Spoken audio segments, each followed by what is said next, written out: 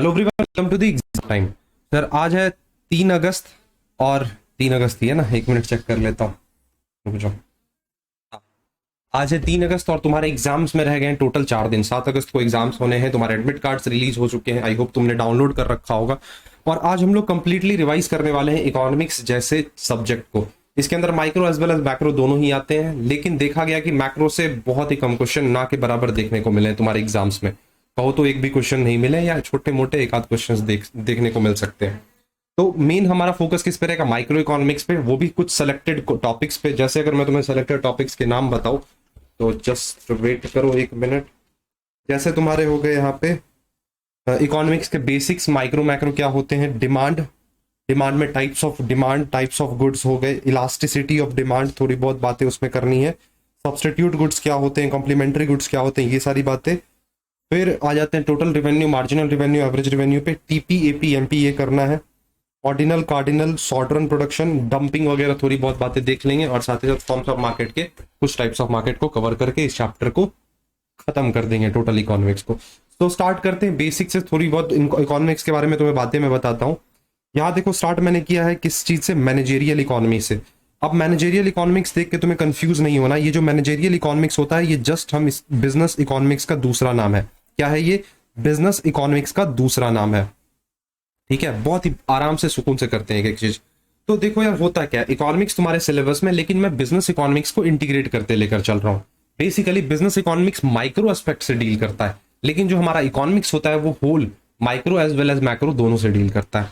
तो इसमें यहाँ पे मैं फिलहाल तुम्हें कुछ नहीं बताऊंगा, जस्ट मैं डायरेक्टली यहाँ पे आ जाता हूँ इकोनॉमिक्स पे। इकोनॉमिक्स क्या है? इकोनॉमिक्स साइंस है। साइंस जो है वो ब्रांच ऑफ नॉलेज है that defines the relationship between cause and effect as a result observed in a science are measurable and based on facts. तो बेसिकली इकोनॉमिक्स हमें बताता क्या है, इसे तुम साइंस बोल सकते हो, सोशल साइंस बोल सकते हो, एज एन आर्ट बोल सकते हो। ये बेसिक होता है नेचर। लेकिन इंपॉर्टेंट चीज की बात की जाए तो जो कि है micro as well as micro. Micro क्या है? माइक्रो स्टडी करता है किसी पर्टिकुलर मार्केट से, किसी इंडिविजुअल लेवल से, किसी इंडिविजुअल व्यक्ति से। ठीक है, ये चीज याद रहेगा। और जब बात होती है माइक्रो की, तो ये स्टडी करता है इकोनॉमी एज अ होल। जब पूरे इकोनॉमी की बात हो that is macro economics. Micro economics is a study of a particular market segment of the economy. It looks at issue, जैसे कि कंज्यूमर के का बिहेवियर कैसा है, एक इंडिविजुअल लेबर मार्केट कैसा है, साथ ही साथ फॉर्म्स की थ्योरी क्या क्या है, मतलब फॉर्म्स ऑफ मार्केट, डिमांड कैसे करता है एक कस्टमर कैसे बिहेव करता है, इन सब के बारे में बात करेंगे। लेकिन जब बात होती है ओवरऑल मार्केट की, ओवरऑल इकोनॉमी की, तब हम आ जाते हैं किसमें? मैक्रो इकोनॉमिक्स पे। तो ये बेसिक छोटा सा डिफरेंस है किसमें, माइक्रो और मैक्रो में। अब देख लो माइक्रो इकोनॉमिक्स किससे रिलेटेड है, तो supply and demand in individual market. Individual market होते क्या है? अलग अलग लोग हमारे मार्केट्स में होते हैं, मैं कुछ और डिमांड करूंगा, तुम कुछ और डिमांड करोगे, तो बेसिकली उसकी बात हो रही है। लेकिन जब सारे लोगों की बात होती है तब वो हो जाता है मार्केट डिमांड। मतलब अगर एक मार्केट में, ध्यान से सुनना, एक श्याम नाम का व्यक्ति है, ठीक है, एक व्यक्ति है, वो डिमांड कर रहा है 10 टी शर्ट्स, तो ये इंडिविजुअल डिमांड हो गया। अब वही मार्केट में बहुत सारे लोग हैं, श्याम, राम, मोहन, शिवम, बहुत सारे लोग हैं, तो उन सब का जो टोटल डिमांड होगा ना, उसको हम लोग बोलते हैं मार्केट डिमांड। क्या बोलते हैं? मार्केट डिमांड उसको नाम दिया जाता है। तो ये डिफरेंस है इंडिविजुअल और मार्केट डिमांड में। Individual consumer behaviour, individual labour market, और एक्सटर्नलिटीज जो कि अराइज होती हैं प्रोडक्शन और कंजम्पशन से। आराम से बताऊंगा, धीरे धीरे सुनते जाना, कोई इसमें टेंशन लेने वाली बात नहीं है, बहुत ही बेसिक चीज है। वहीं जब हम बात करते हैं मैक्रो इकोनॉमिक्स की, तो मैक्रो इकोनॉमिक्स में क्या आ जाएंगे? मॉनेटरी पॉलिसीज होती हैं, फिस्कल पॉलिसीज होते हैं, क्या क्या रीजंस होते हैं इन्फ्लेशन के, अनएम्प्लॉयमेंट के, इंटरनेशनल ट्रेड, ग्लोबलाइजेशन, ये सारे किस में आएंगे? मैक्रो इकोनॉमिक्स में। रीजंस क्या है? लिविंग स्टैंडर्ड्स में, लोगों के रहन सहन में जो डिफरेंसेस आते हैं उसके पीछे क्या रीजंस है। फिर गवर्नमेंट बोरोविंग्स कैसे कर रही है, उसके बोरो करने का पैटर्न कैसा है। तो ये सारी चीजें किस में आ जाती है? मैक्रो इकोनॉमिक्स में। क्यों बता रहा हूं? क्योंकि इन्हीं सब छोटे छोटे टर्म्स में तुम्हारे एग्जाम्स में क्वेश्चन पूछेंगे। मैंने बोला ना, बेसिक्स ऑफ इकोनॉमिक्स से क्वेश्चंस पूछे जाते हैं, तो यही तुमसे पूछ लिया जाएगा कि supply and demand of individual market किस इकोनॉमिक्स से रिलेट करता है, माइक्रो या मैक्रो या नन ऑफ देम या बोथ। तुम्हारा आंसर होना चाहिए माइक्रो इकोनॉमिक्स। ठीक है, चलो अब देखो, सुनना जरा मेरी बातों को। जो हम जिस इकोनॉमी में रह रहे हैं, यहाँ पे कुछ टाइप के प्रॉब्लम्स हमें फेस करने होते हैं। हमें क्या, हर एक इकोनॉमी को प्रॉब्लम फेस करने होते हैं, जिस प्रॉब्लम को नाम देते हैं central problem of an economy. चाहे वो कोई इकोनॉमी हो, यूएस ही क्यों ना हो, चाइना ही क्यों ना हो, हर एक इकोनॉमी को ये कुछ सेंट्रल प्रॉब्लम्स फेस करने होते हैं। कौन कौन से सेंट्रल प्रॉब्लम्स होते हैं इसे आगे हम पढ़ेंगे। सबसे पहले यहाँ पे तुम सुनना जरा मेरी बातों को। Economic problem is a problem of choice involving satisfaction of unlimited wants out of the limited resources and having alternative uses. क्या बोला गया है यहाँ पे, इसका मतलब कहने का ये है कि हमारे इकोनॉमी में जो होते हैं रिसोर्सेस लिमिटेड होते हैं, लेकिन जो हमारे वांट्स होते हैं वो कहीं ना कहीं अनलिमिटेड होते हैं।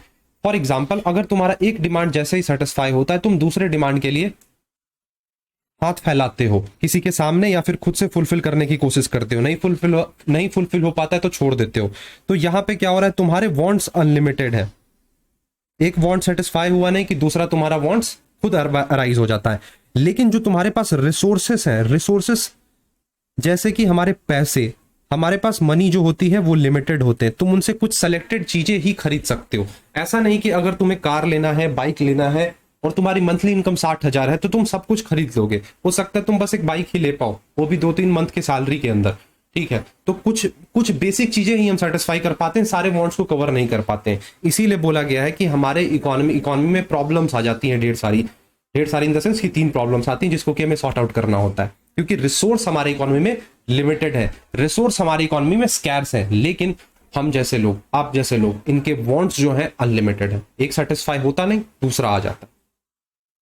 एक एग्जांपल लो, एक लैंड का पीस है, लैंड का एक टुकड़ा है जिसपे कि हम घर बना सकते हैं, फैक्ट्री बना सकते हैं, स्कूल बना सकते हैं, पार्क बना सकते हैं, साथ ही साथ उस लैंड पे खेती भी कर सकते हैं। तो लैंड क्या है, एक है, लेकिन वांट्स क्या है यहाँ पे हमारे अनलिमिटेड है। मतलब बहुत सारी चीजें हम कर सकते हैं उस लैंड की मदद से। तो इसका कहने का क्या मतलब है कि हमारे इकोनॉमी में रिसोर्सेज जो होते हैं वो स्कैर्स होते हैं, तो हमें यहाँ पे बहुत ही स्मार्टली उस जो स्कैर्स रिसोर्सेज है उसको एलोकेट करना होता है। चलो अब देखो, इकोनॉमिक प्रॉब्लम अराइज ही क्यों होता है, मतलब ये जो प्रॉब्लम आप बता रहे हो क्यों अराइज होता है। सबसे फर्स्ट रीजन, हमारे वांट्स क्या है, अनलिमिटेड है। अगर मान लो हमारे वांट्स लिमिटेड होते, तुमने अपने पापा से एक मोबाइल फोन मांगा, उसके बाद तुम्हारा कोई भी वांट अराइज नहीं होता, तो बस कोई ये प्रॉब्लम आती ही नहीं, घर में पैसों की प्रॉब्लम आती ही नहीं। तुम क्या होगा, फोन मांगोगे, पापा अब फोन तो दे दिया, अब ट्यूशन जाने के लिए बाइक चाहिए, मुझे कॉलेज जाने के लिए बाइक चाहिए। एक वांट सेटिस्फाई हुआ, दूसरा वांट आ गया तुम्हारा। अब रिसोर्सेस लिमिटेड है, तुम्हारे फादर की सैलरी लिमिटेड है, अब या तो तुम्हें मोबाइल फोन ही दे सकते हैं या तो तुम्हारे बेसिक, तुम्हारे स्टडीज के नीड को फुलफिल कर सकते हैं। वो सारी चीजों को फुलफिल नहीं कर सकते, ये चीज तुम्हें भी पता है। अब रिसोर्सेज को ऑल्टरनेटिव यूजेस है। अब ये एक सैलरी है, अब इस सैलरी के अलग अलग यूजेस होते हैं। एक घर में खाने पे जाता है, तुम्हारी पढ़ाई पे जाती है, डेली इलेक्ट्रिसिटी बिल हो गए, वाटर बिल्स हो गए, बहुत सारी चीजें होती हैं जिसमें इस सैलरी को एलोकेट करते हैं तुम्हारे फादर। तो यहां पे क्या देख पा रहे हो, ये जो हमारा मेन रिसोर्स है ये लिमिटेड है, तुम्हारे वांट्स अनलिमिटेड है, और इस रिसोर्सेज के बहुत सारे यूजेस हैं। जैसे कि मैंने तुम्हें लैंड वाला एग्जांपल देके समझाया था। तो इसी 3 रीजन की वजह से हमारे इकोनॉमी में प्रॉब्लम्स अराइज होते हैं। रिपीट कर रहा हूं, मेरे साथ तुम भी बोलो, वांट्स आर अनलिमिटेड है, रिसोर्सेज जो है वो लिमिटेड है, साथ ही साथ इस रिसोर्सेज के ऑल्टरनेटिव इस्तेमाल है। Wants are unlimited, this is a basic fact of the human life. हमारा जो हम ह्यूमन है, इंसान है, हमारी बेसिक चीज है। ऐसा नहीं कि तुम्हारे अंदर ही ये प्रॉब्लम है, सबके अंदर ये प्रॉब्लम होता है। एक वांट सेटिस्फाई होता नहीं कि दूसरा वांट अराइज हो जाता है। रिसोर्सेस लिमिटेड है, ठीक है, रिसोर्सेस के ऑल्टरनेटिव यूजेस हैं। तो एक बार चाहो तो स्क्रीनशॉट लेके इसको खुद से रीड कर लेना अगर तुम्हें डिटेल पढ़ना है तो। अब व्हाट इज स्कैरसिटी? स्कैरसिटी का मतलब होता है short supply of resources, scarce हो जाना, कमी हो जाना किसी भी चीजों की। तो रिसोर्सेस जब कम हो जाता है that is scarcity. Central problems of economy समझना मेरे साथ क्या है। सबसे फर्स्ट इसमें आता है व्हाट टू प्रोड्यूस। हर एक इकोनॉमी को ये प्रॉब्लम फेस करना होता है कि क्या प्रोड्यूस करे। देखो होता ये है ना, तुम्हारे MGKVP में मैं जब प्रीवियस ईयर एनालाइज कर रहा था तो उसमें मैंने क्या देखा कि तुमसे क्वेश्चन क्या पूछा गया, एक केस स्टडी, बेसिक छोटा सा केस स्टडी दिया, पूछा गया ये किस टाइप के प्रॉब्लम्स में आता है, सेंट्रल प्रॉब्लम के किस टाइप के प्रॉब्लम में आता है। तो उसका आंसर था व्हाट टू प्रोड्यूस। तो ध्यान से पढ़ना सुनना जो भी मैं तुम्हें यहाँ पे बता रहा हूँ। व्हाट टू प्रोड्यूस होता क्या है, ये एक प्रॉब्लम है किस चीज का, डिसीजन का। डिसीजन लिया जाता है कि क्या प्रोड्यूस करे, क्या प्रोड्यूस करे इन द सेंस कि, सुनना थोड़ा जरा, एक इकोनॉमी में जो प्रोड्यूसर्स होते हैं उसको कुछ बातें दिमाग में लेकर चलनी होती है कि क्या वो कंज्यूमर गुड्स बनाए, क्या वो प्रोड्यूसर गुड्स बनाए, या फिर डिफेंस गुड्स बनाए। ये 3 बातें उसको दिमाग के अंदर लेकर चलनी होती है। मतलब वो किस टाइप के कमोडिटीज उसे प्रोड्यूस करनी है। ठीक है, अगर वो कंज्यूमर गुड्स प्रोड्यूस कर रहा है तो कंज्यूमर गुड्स में वो कौन से ग्रुप के लिए प्रोडक्ट प्रोड्यूस करे, तो ये सारी दिक्कतें आती हैं। What to produce is the problem in which decision regarding which goods and services should be produced is to be taken। क्योंकि हमारे इकोनॉमी में रिसोर्सेस हैं लिमिटेड, तो हर एक इकोनॉमी को ये बहुत ही क्लेवरली डिसाइड करना होता है कि वो किस टाइप के गुड्स प्रोड्यूस करे और कितने क्वांटिटी में प्रोड्यूस करे। In view of the limited resource we produce more of a commodity, it means we will able to produce less of another commodity. अगर तुम एक कमोडिटी ज्यादा प्रोड्यूस कर दे रहे हो तो जाहिर सी बात है दूसरी कमोडिटी का जो प्रोडक्शन होगा वो कम होगा, क्योंकि हमारे इकोनॉमी में रिसोर्सेस लिमिटेड है, तो कहीं ना कहीं चीजें बाइफरकेट होंगी, चीजें डिवाइड होंगी, तो ये दिक्कत अराइज होती है। जैसे कि एक इकोनॉमी को चूज करना होता है between the capital goods and the civil goods and the consumer goods and the military goods, कि इकोनॉमी की मैं ओवरऑल बात कर रहा हूं कि क्या वो मशीन्स तैयार करे, कैपिटल गुड्स हो गए, क्या वो कंज्यूमर गुड्स तैयार करे लाइक क्लोथ, रेडियो, ये सारी चीजें सिविल गुड्स बेसिकली, और कंज्यूमर गुड्स जैसे वीट हो गए, क्लोथ्स हो गए, सूज, शुगर, या फिर डिफेंस रिलेटेड गुड्स प्रोड्यूस करे, या फिर लग्जरी गुड्स प्रोड्यूस करे जैसे कि कार हो गए, कलर टीवी हो गई, ये सारे क्या है लग्जरी गुड्स के अंदर आते हैं। तो ये दिक्कत अराइज हो जाती है कि इसके अंदर व्हाट टू प्रोड्यूस के अंदर, कि क्या प्रोड्यूस करे और कितनी मात्रा में प्रोड्यूस करे। समझ गए? चलो नेक्स्ट बात करते हैं हाउ टू प्रोड्यूस। ठीक है, हमने ये डिसाइड कर लिया हमें कौन सा गुड्स कितने क्वांटिटी में प्रोड्यूस करना है। अब दिक्कत आती है कैसे प्रोड्यूस करें, मतलब कौन सा टेक्निक इस्तेमाल करें जिससे हमारा गुड्स बनकर तैयार हो। अब देखो, एक इकोनॉमी में दो तरीके होते हैं किसी भी चीजों को प्रोड्यूस करने के लिए, एक होता है लेबर इंटेंसिव टेक्निक और एक होता है कैपिटल इंटेंसिव टेक्निक। बहुत ही इंपॉर्टेंट चीज बता रहा हूं, बातों को ध्यान से सुनते जाना, दिमाग एग्जाम में याद रहेगा मेरी बात तुम्हें। लेबर इंटेंसिव टेक्निक क्या कहता है, जब हम कोई चीज तैयार कर रहे हैं मैन पावर की मदद से, मतलब लेबर्स का इस्तेमाल करके जब हम चीजों को तैयार कर रहे हैं, that is labour intensive technique. वहीं जब बात आती है कैपिटल इंटेंसिव टेक्निक की, तो कैपिटल इंटेंसिव टेक्निक में चीजों को प्रोड्यूस किया जाता है थ्रू वेरियस मशीन्स, इक्विपमेंट्स। ठीक है, मतलब कहीं ना कहीं वहां पे लेबर का इस्तेमाल नहीं होता है। ठीक है, बोलोगे भैया अब मशीन को हैंडल करने के लिए तो कुछ ना कुछ मैन पावर्स तो चाहिए ही जो उसे हैंडल करेंगे। हाँ ठीक है, मैं मान रहा हूं उसे हैंडल करने के लिए ह्यूमंस चाहिए, लेकिन अल्टीमेट प्रोडक्शन यहाँ पे कौन कर रहा है, मशीन से यहाँ पे प्रोडक्शन कर रहा है, तो that is capital intensive technique. ठीक है, अब यहाँ पे चलो किसी ने डिसाइड कर लिया कि मैं तो कैपिटल इंटेंसिव टेक्निक से ही प्रोड्यूस करूंगा, तो वहां दिक्कत आती है कि आप यहाँ पे इंप्लॉयमेंट खत्म कर रहे हो। कहाँ किसी चीज को पहले लेबर्स प्रोड्यूस करते थे, उस लेबर को जॉब मिला हुआ था, उसे वेजेस मिलते थे टाइम टू टाइम, अब तुमने उसे उसका जॉब छीन लिया, मशीन्स को तुमने उसका जॉब दे दिया। ठीक है, तो ये सारी दिक्कतें आती हैं। How to produce refers to problem in which decision regarding which technique of production should be used is taken. Goods दो तरीके से प्रोड्यूस किए जाते हैं, labour intensive and capital intensive. Labour intensive में ज्यादा से ज्यादा लेबर का इस्तेमाल होता है, कम से कम कैपिटल का इस्तेमाल होता है। Capital per unit of output is used in producing goods and service, while capital intensive technique में ज्यादा से ज्यादा कैपिटल का इस्तेमाल होता है, कम से कम लेबर पर यूनिट का इस्तेमाल होता है। तो एक इकोनॉमी को डिसाइड करना होता है कि अगर उसे कोई गुड्स प्रोड्यूस करने हैं तो क्या वो हैंडमेड करेगा, हैंडीक्राफ्ट्स करेगा, या फिर ऑटोमेटेड करेगा, मतलब मशीन्स के थ्रू करेगा। समझ गए ये चीज? फॉर होम टू प्रोड्यूस, किसके लिए प्रोड्यूस करे। अब इकोनॉमी में एक क्लास के ग्रुप नहीं रहते, मतलब एक क्लास के लोग नहीं रहते। क्लास इन द सेंस मैं बोल रहा हूं, कुछ होते हैं जैसे कि तुमने भी देखा होगा, middle class, lower class, upper middle class, फिर रिच क्लासेस होते हैं। ठीक है, ऐसा कुछ का बाइफरकेशन इकोनॉमी में बढ़ चुका है। क्यों बटा है? Because of income. किसी का इनकम अलग है तो किसी का इनकम अलग है, किसी का ज्यादा है तो किसी का कम है, किसी का बहुत कम है। इस वजह से ये क्लासेस बढ़ चुके हैं। तो इकोनॉमी को सोचना होता है कि क्या हम इकोनॉमिकली पुअर के लिए प्रोड्यूस करें या फिर इकोनॉमिकली रिच के लिए प्रोड्यूस करें, गुड्स तैयार करें। अब जो जिसका मकसद प्रॉफिट होगा, प्रॉफिट वो किसके लिए करेगा, रिच के लिए करेगा। सोशल वेलफेयर करना पुअर लोगों के लिए। ठीक है, ये चीज होता है। तो for whom to produce refers to problem in which decision regarding which category people are going to consume goods. मतलब ये तो चलो हो गया क्लास वाइज बाइफरकेशन। अब दूसरी चीज यहां पे तुम समझना मैं क्या बोलना चाह रहा हूं तुम्हें। मैं ये गुड्स बना रहा हूं, अब इस गुड्स को कौन कंज्यूम करेगा। मैंने बनाया, मान लो मैंने चावल बनाए। सर चावल तो उगाए जाते हैं, चलो हटाओ चावल, वीट, मैं वीट ले रहा था राइस की जगह। मैं बोलता हूं यहां पे मैं बना रहा हूं मोबाइल फोन्स, या चलो ये है रेफ्रिजरेटर है।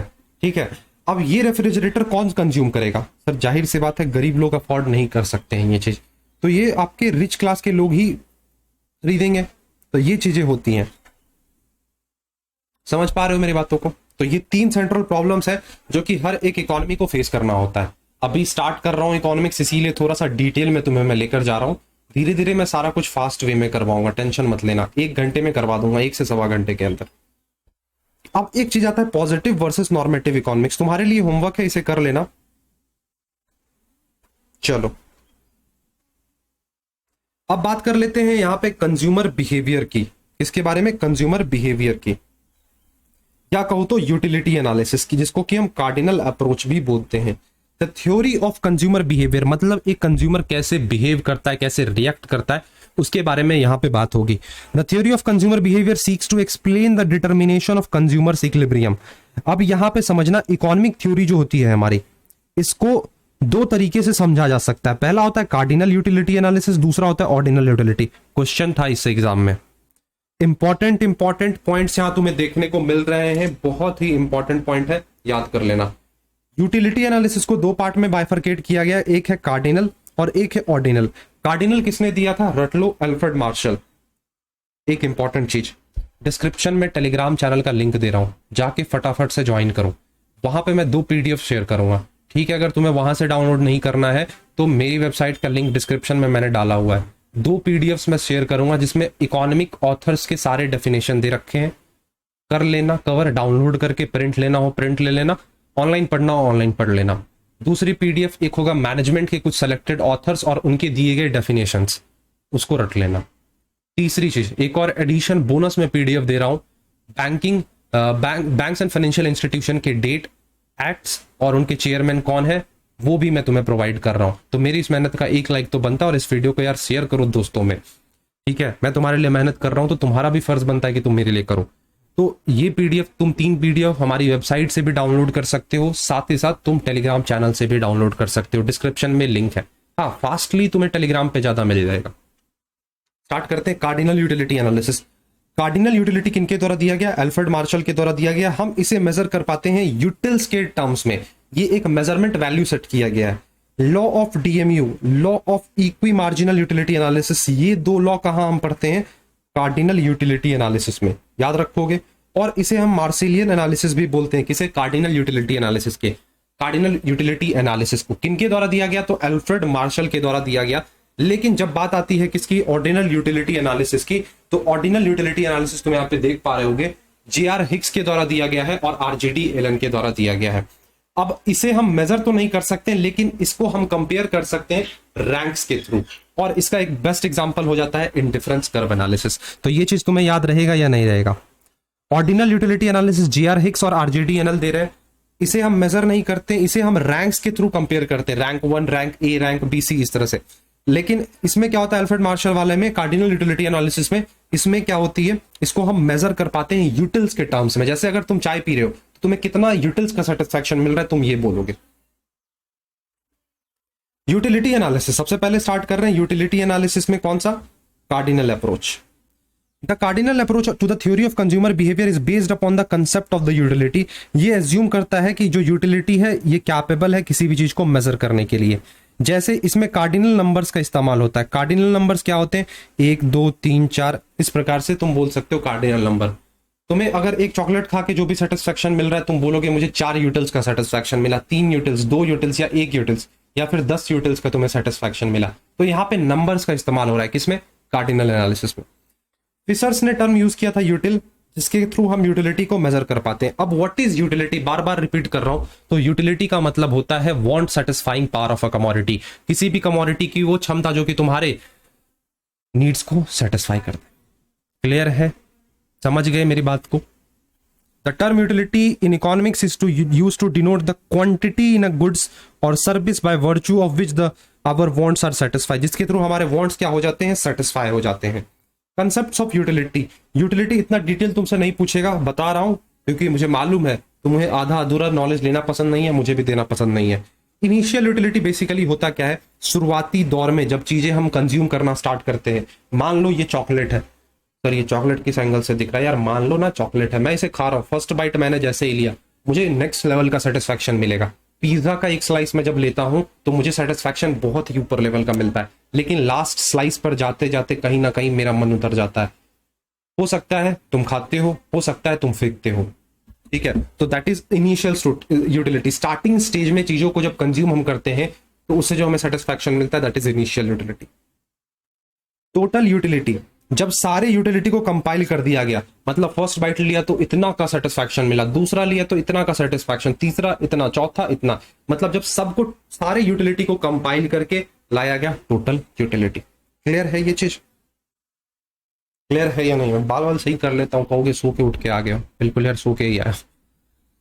तो टोटल यूटिलिटी का क्या फॉर्मूला होता है? TU is equals to summation of marginal utility, या फिर MUN plus MU2 MU3 plus MUN। What is marginal utility? Marginal utility क्या होता है? मार्जिनल वर्ड पूरे इकोनॉमिक्स की मैं बात कर रहा हूं। एडिशनल, एडिशनल, जब एक एडिशनल यूनिट कंज्यूम करने से, एक एक्स्ट्रा बाइट खाने से तुम्हें कितना सेटिस्फैक्शन मिल रहा है, कितना सेटिस्फैक्शन तुम्हें मिल रहा है, that is your marginal utility. Marginal utility derive from the additional unit of a commodity consumed. एक एडिशनल यूनिट खा के मुझे कितना सेटिस्फैक्शन मिल रहा है, that is my marginal utility. तो MUN is equals to TUN minus TUN minus 1। अब देखो यहां से क्वेश्चन बनेगा important, relationship between total utility और मार्जिनल यूटिलिटी। दिख रहा है? सारी चीजें विजिबल हैं। ग्राफ से समझेंगे सबसे पहले। ग्राफ थोड़ा सा मैं ऊपर करता हूं, दिख रहा है ये चीज?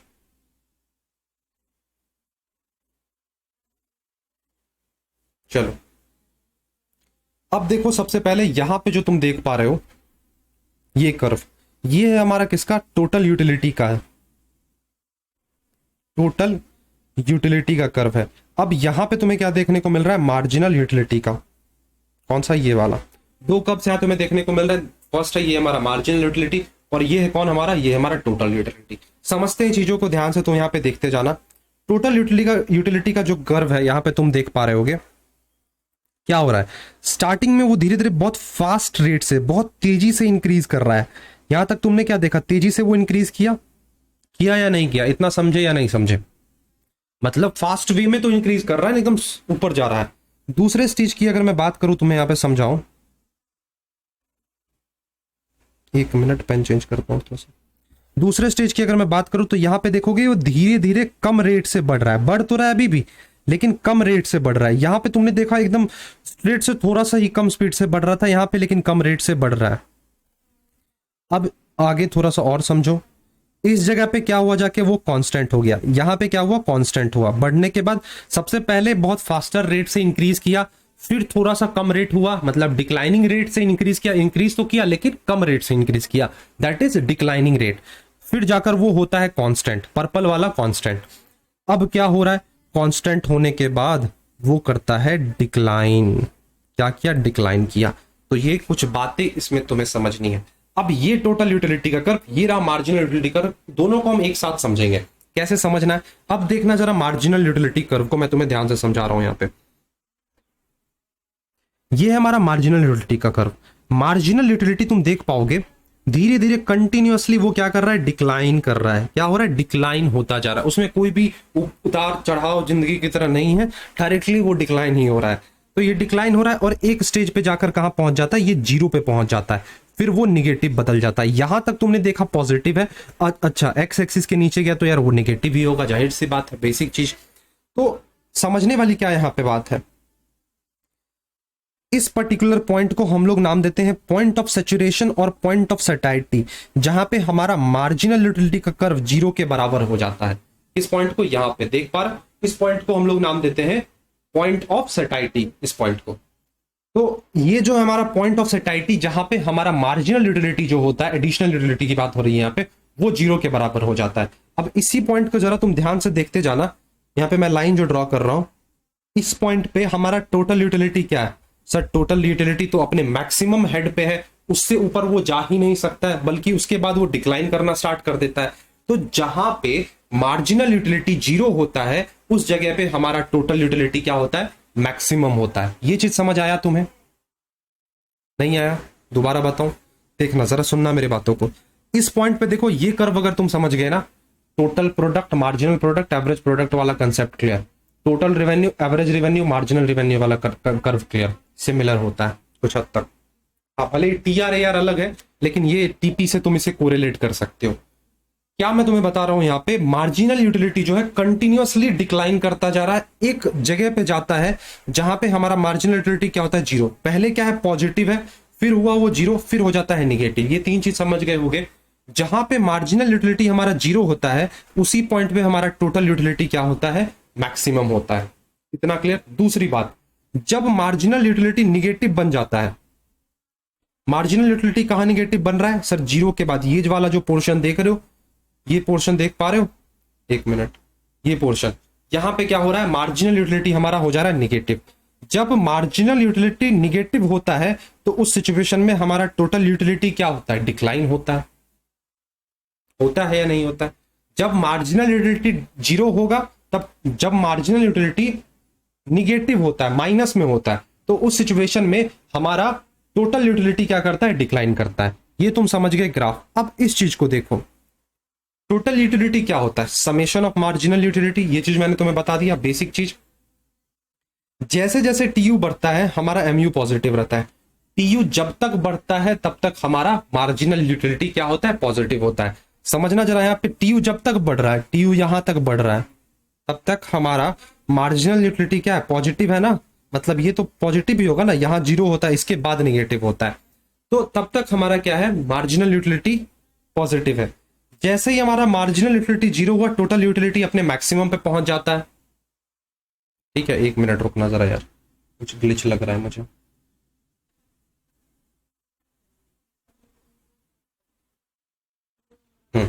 जब हमारा टोटल यूटिलिटी, जब हमारा मार्जिनल यूटिलिटी निगेटिव होता है तो टीयू क्या करता है, डिमिनिश करता है।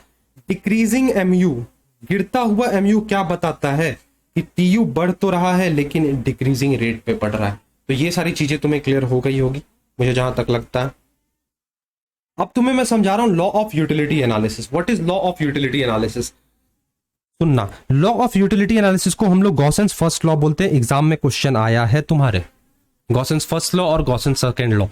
गॉसेंस first law, law of utility analysis को बोलते हैं। इसको हम लोग फंडामेंटल लॉ ऑफ सेटिस्फैक्शन भी बोलते हैं। Fundamental law of satisfaction, fundamental law of satisfaction के नाम से भी जाना जाता है, साथ ही साथ फंडामेंटल साइकोलॉजिकल नाम से भी जाना जाता है। याद कर लोगे, तीन नाम है इसके। मोस्ट पॉपुलर कौन सा है, तो गॉसेंस फर्स्ट लॉ।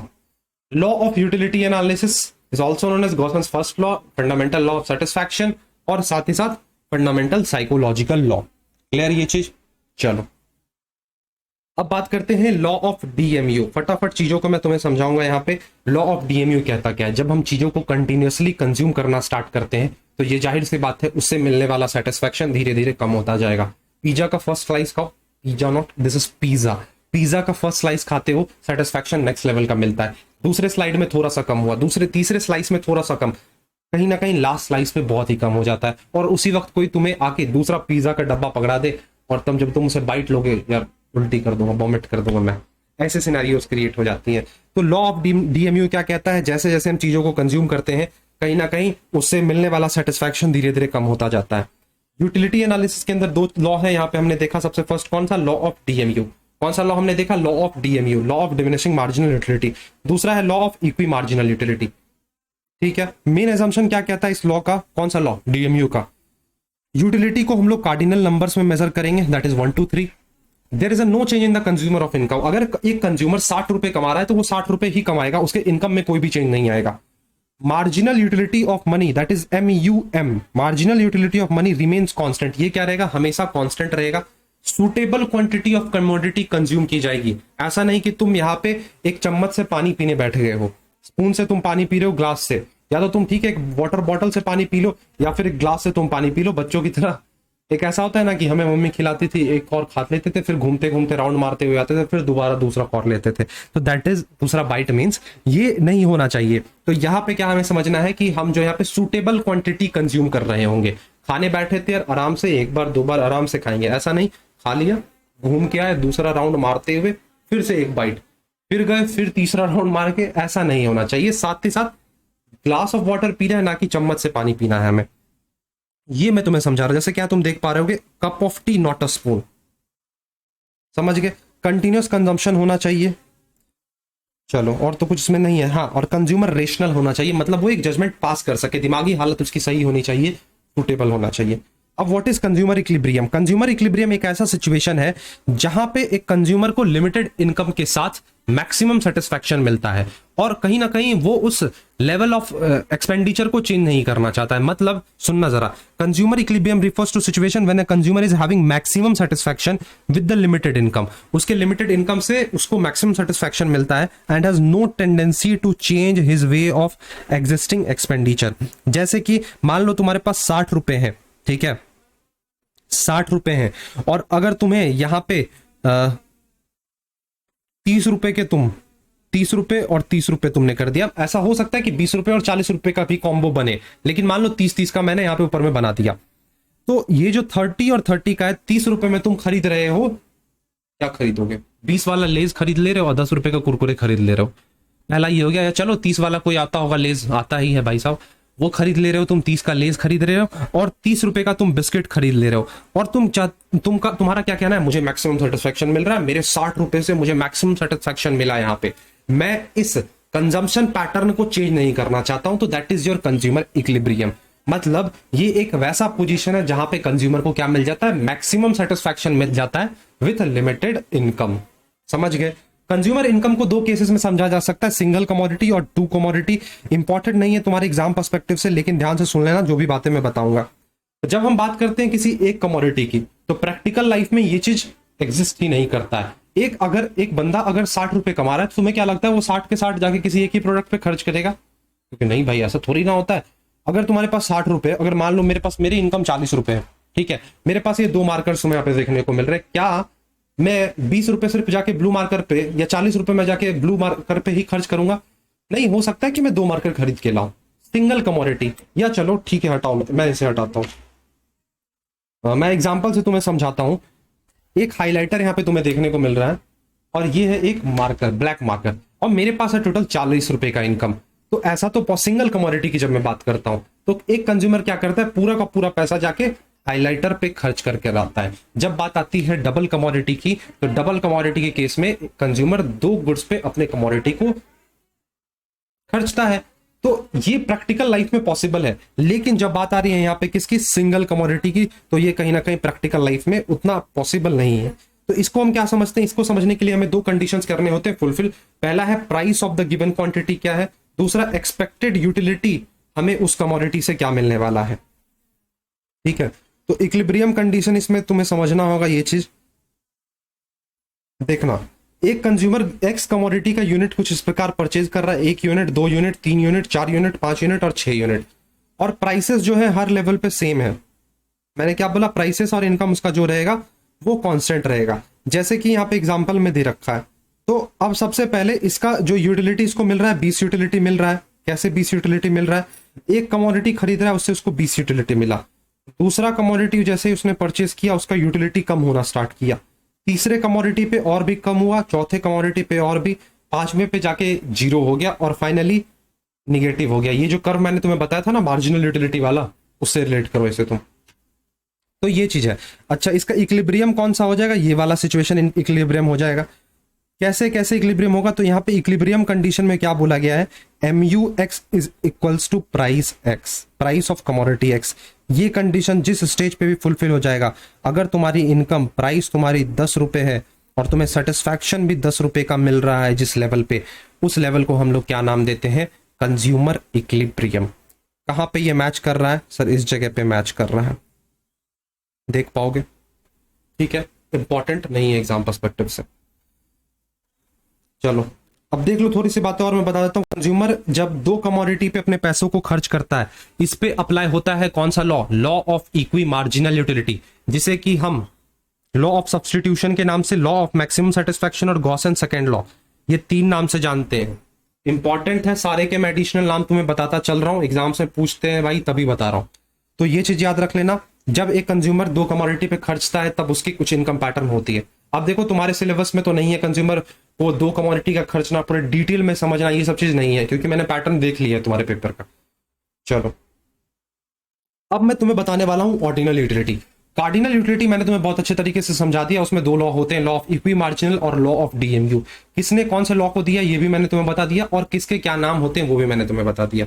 अब अगर बात कीजिए ऑर्डिनल यूटिलिटी एनालिसिस की, तो इसमें क्या होता है, कंपैरिजन होता है, मतलब इसमें हम रैंक अलॉट करते हैं। कार्डिनल में तुमने देखा वहां पे कार्डिनल नंबर्स होते हैं लाइक 1 2 3 4 5 एंड 6 इस प्रकार से। लेकिन जब बात आती है रैंक की, तो फर्स्ट रैंक तुमने दे दिया, सेकंड रैंक दे दिया, वहां पे नंबर्स थे नॉट रैंक। ए रैंक दे दिया, बी रैंक दे दिया, ये सब चीजों, मतलब जब जहां पे हम चीजों को कंपेयर कर पाते हैं, क्या होता है कंपेयर एक दूसरे से। तो ऑर्डिनल यूटिलिटी को हम लोग मेजर तो नहीं कर सकते हैं, लेकिन क्या कर सकते हैं, कंपेयर कर सकते हैं। ये दिया गया था J.R. हिक्स और RGD एलन के द्वारा, और इंडिफरेंस कर्व दूसरा नाम होता है इसका, indifference curve approach of utility analysis. Clear है ये चीज? चलो, एक क्वेश्चन पूछा जाता है इंडिफरेंस कर्व किनके द्वारा दिया गया था, तो the answer is F.Y. Edgeworth. किनके द्वारा दिया गया था, F.Y. एजवर्थ के द्वारा। इंडिफरेंस कर्व क्या है, ये एक लोकस पॉइंट है जहां पे जो भी कॉम्बिनेशंस बनते हैं दो गुड्स के, वो हमें सेम लेवल ऑफ सेटिस्फैक्शन देते हैं। मतलब सर ये कंज्यूमर इक्विलिब्रियम से रिलेट करता है, हाँ कंज्यूमर इक्विलिब्रियम से रिलेट करता है, लेकिन यहां तैयार किए जाते हैं गुड्स के कॉम्बिनेशंस। जैसे समझना मेरी बातों को, एक मिनट।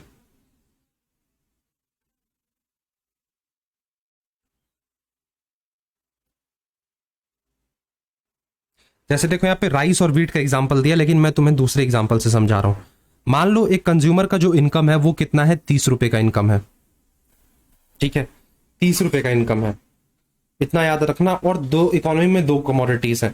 पहला ले लो कमोडिटी, यहां मैं मान के चलता हूं, पहला कमोडिटी है लेज चिप्स, और दूसरा कमोडिटी यहां पे मान लेता हूं कौन सा प्रोडक्ट, कुरकुरे मान लेता हूं, या चलो कुरकुरे की जगह मैं यहाँ पे, या चलो वही लेता हूं कुरकुरे।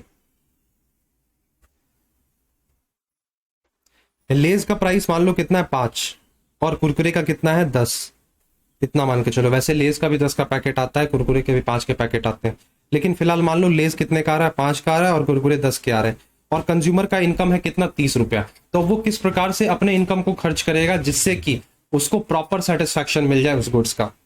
तो इंडिफरेंस कर्व क्या कहता है, ये एक वैसा कॉम्बिनेशन है, वैसा लोकस पॉइंट है, मतलब यहाँ पे जितने भी गुड्स के कॉम्बिनेशन होंगे वो सेम लेवल सेटिस्फैक्शन दे रहे होंगे। फॉर एग्जाम्पल, अगर यहां पे ये कंज्यूमर ए है, ठीक है, जिसका इनकम कितना है 30 रुपया है, वो सबसे पहले क्या कर रहा है, फर्स्ट सिनेरियो में सुनना जरा, लेज के 2 पैकेट परचेज कर रहा है। एक लेज का पैकेट 5 रुपए का आ रहा है और वो 2 पैकेट परचेज कर रहा है। तो यहाँ पे सबसे पहले उसका 10 रुपया खर्च हो गया, अब उसके पास बच गए 20 रुपए। तो वो उस 20 रुपए का क्या कर रहा है, 2 कुरकुरे का पैकेट खरीद ले रहा है। तो 10 रुपए के कुरकुरे आते हैं, 2 से इंटू कर दोगे तो 20 का कुरकुरे हो जाएगा। पहला कॉम्बिनेशन ये बन गया जहां पे वो 10 रुपए लेस पे खर्च कर रहा है और 20 रुपए किस पे खर्च कर रहा है, कुरकुरे पे खर्च कर रहा है। ये चीज हो गया, तो इसमें टोटल 30 रुपए का यूटिलाइज हो गया। अब तीसरा सिचुएशन यहाँ पे क्या क्रिएट हो सकता है कि हो सकता है वो 2 पैकेट ले रहा है लेज के, सॉरी 4 पैकेट ले रहा है वो लेज के, 5 रुपए के लेज आते, 4 पैकेट लेज का ले रहा है, तो 20 रुपए वो लेज पे लगा रहा है, और 1 पैकेट ले रहा है वो कुरकुरे के। 1 मिनट, तो यहां पे वो कितना खर्च कर रहा है, 10 रुपए खर्च कर रहा है। तो यहां पे भी दूसरा कॉम्बिनेशन भी बन गया। तो यहां पे जितने भी कॉम्बिनेशन तुम देख पा रहे हो ना, मैंने यहां पे 2 ही कॉम्बिनेशन बनाया, ये दोनों कॉम्बिनेशन एक कस्टमर को सेम लेवल के सेटिस्फैक्शन देंगे। तीसरा कॉम्बिनेशन और चाहो तो तुम देख सकते हो, तीसरा कॉम्बिनेशन इक्वल का तो नहीं बनेगा, चलो 2 ही कॉम्बिनेशन है। तो इसी प्रकार से यहां पे व्हीट और राइस का एग्जांपल दे रखा है। कस्टमर को हर एक कॉम्बिनेशन पे, चाहे वो 16 केजी राइस खरीद ले या 2 केजी ऑफ व्हीट खरीद ले, उसको यूटिलिटी कितनी मिल रही है, 100 यूटिल्स की। सिमिलरली 12 केजी राइस खरीद ले, 5 केजी व्हीट खरीद ले, 100 यूटिल्स का। तो इंडिफरेंस कर्व हमें क्या बताता है, ये एक ऐसा लोकस पॉइंट है जहां पे जितने भी कॉम्बिनेशंस 2 गुड्स के होते हैं वो देते हैं कस्टमर को सेम लेवल के सेटिस्फैक्शन। तो इसका कर्व कुछ इस प्रकार से बनता है, डाउनवर्ड स्लोपिंग। ठीक है, अब व्हाट इज इंडिफरेंस मैप। तो इंडिफरेंस मैप क्या होता है, indifference map is a family of indifference curve, जहां पे बहुत सारे इंडिफरेंस कर्व तुमको एक ही ग्राफ पे देखने को मिले या एक ही कर्व पे देखने को मिले, तो उसको नाम देते हैं हम लोग indifference map. A graph showing a whole set of indifference curve, उसको इंडिफरेंस मैप बोलते हैं। In other words, is comprised of a set of indifference curve, each successive curve from the original curve indicates the higher level of satisfaction. तो बस यही है इसमें कि indifference curve map क्या होता है, जहां पे ढेर सारे कर्व एक ही ग्राफ पे मेंशन किए गए हो, या कहो तो whole set of indifference curve is considered as indifference map. एक चीज में ये याद रखना, जो सबसे हायर लेवल पे इंडिफरेंस कर्व होगा वो कहीं ना कहीं सबसे ज्यादा सेटिस्फैक्शन हमें देगा। जैसे कि यहाँ पे तुम देख पा रहे हो कि 4 इंडिफरेंस कर्व है, IC1, IC2, IC3 and IC4। तो सबसे ज्यादा सेटिस्फैक्शन कौन देगा? IC4। Higher indifference curve gives higher satisfaction. अब आता है सबसे पहले यहाँ पे MRS। MRS क्या होता है? Marginal rate of substitution. बहुत ही इंपॉर्टेंट टर्म है। ये किसके लिए इस्तेमाल किया जाता है? इंडिफरेंस कर्व के लिए इस्तेमाल किया जाता है। MRS का कंसेप्ट इन्होंने दिया था तो डॉक्टर GR हिक्स ने दिया था और प्रोफेसर RGD एलन के द्वारा दिया गया था। क्या हमें याद रखना है? नहीं भी याद रखोगे चलेगा, याद रख सकते हो तो बहुत अच्छी बात है। तो MRS क्या है? MRS इंडिफरेंस कर्व का स्लोप है। इंपॉर्टेंट चीज, क्वेश्चंस पूछ सकते हैं एग्जाम में। The slope of indifference curve is known as MRS, marginal rate of substitution. The rate or the ratio at which good X and Y are exchanged is known as the marginal rate of substitution। ये एक ऐसा rate है जहां पे एक goods के बदले दूसरे गुड्स को एक्सचेंज किया जाता है। एक्सचेंज इन द सेंस कि उसको सेक्रीफाइस किया जाता है। तुमने यहां पे मेरे साथ देखा कि कैसे हम 16 kg राइस खरीद रहे हैं और 2 kg वीट खरीद रहे हैं। तो ये जो रेट है ना, दो कॉम्बिनेशंस बनाने का, इस रेट को हम लोग नाम देते हैं marginal rate of substitution. Similarly अगर मैं तुम्हें एग्जांपल दोबारा से लेज और कुरकुरे वाला दूं तो उसमें भी कैसे हम 10 रुपए का लेस खरीद रहे थे और 20 रुपए का कुरकुरे खरीद रहे थे, तो वो कौन रेट बता रहा है? वो रेट हमें बताता है MRS। वो स्लोप होता है किसका? इंडिफरेंस कर्व का। मार्जिनल रेट ऑफ सब्सटीट्यूशन, इसको फॉर्मूला देखो, इसका फॉर्मूला क्या होता है? Basically change in good x upon में चेंज इन गुड्स वाई, मतलब डेल्टा वाई कह लो इसको। डेल्टा के साइन से अच्छा दिख नहीं रहा होगा तुम्हें, इधर लिखता हूं, डेल्टा वाई अपॉन में delta X. Number of units of goods Y sacrifice in order to gain goods of X, good x.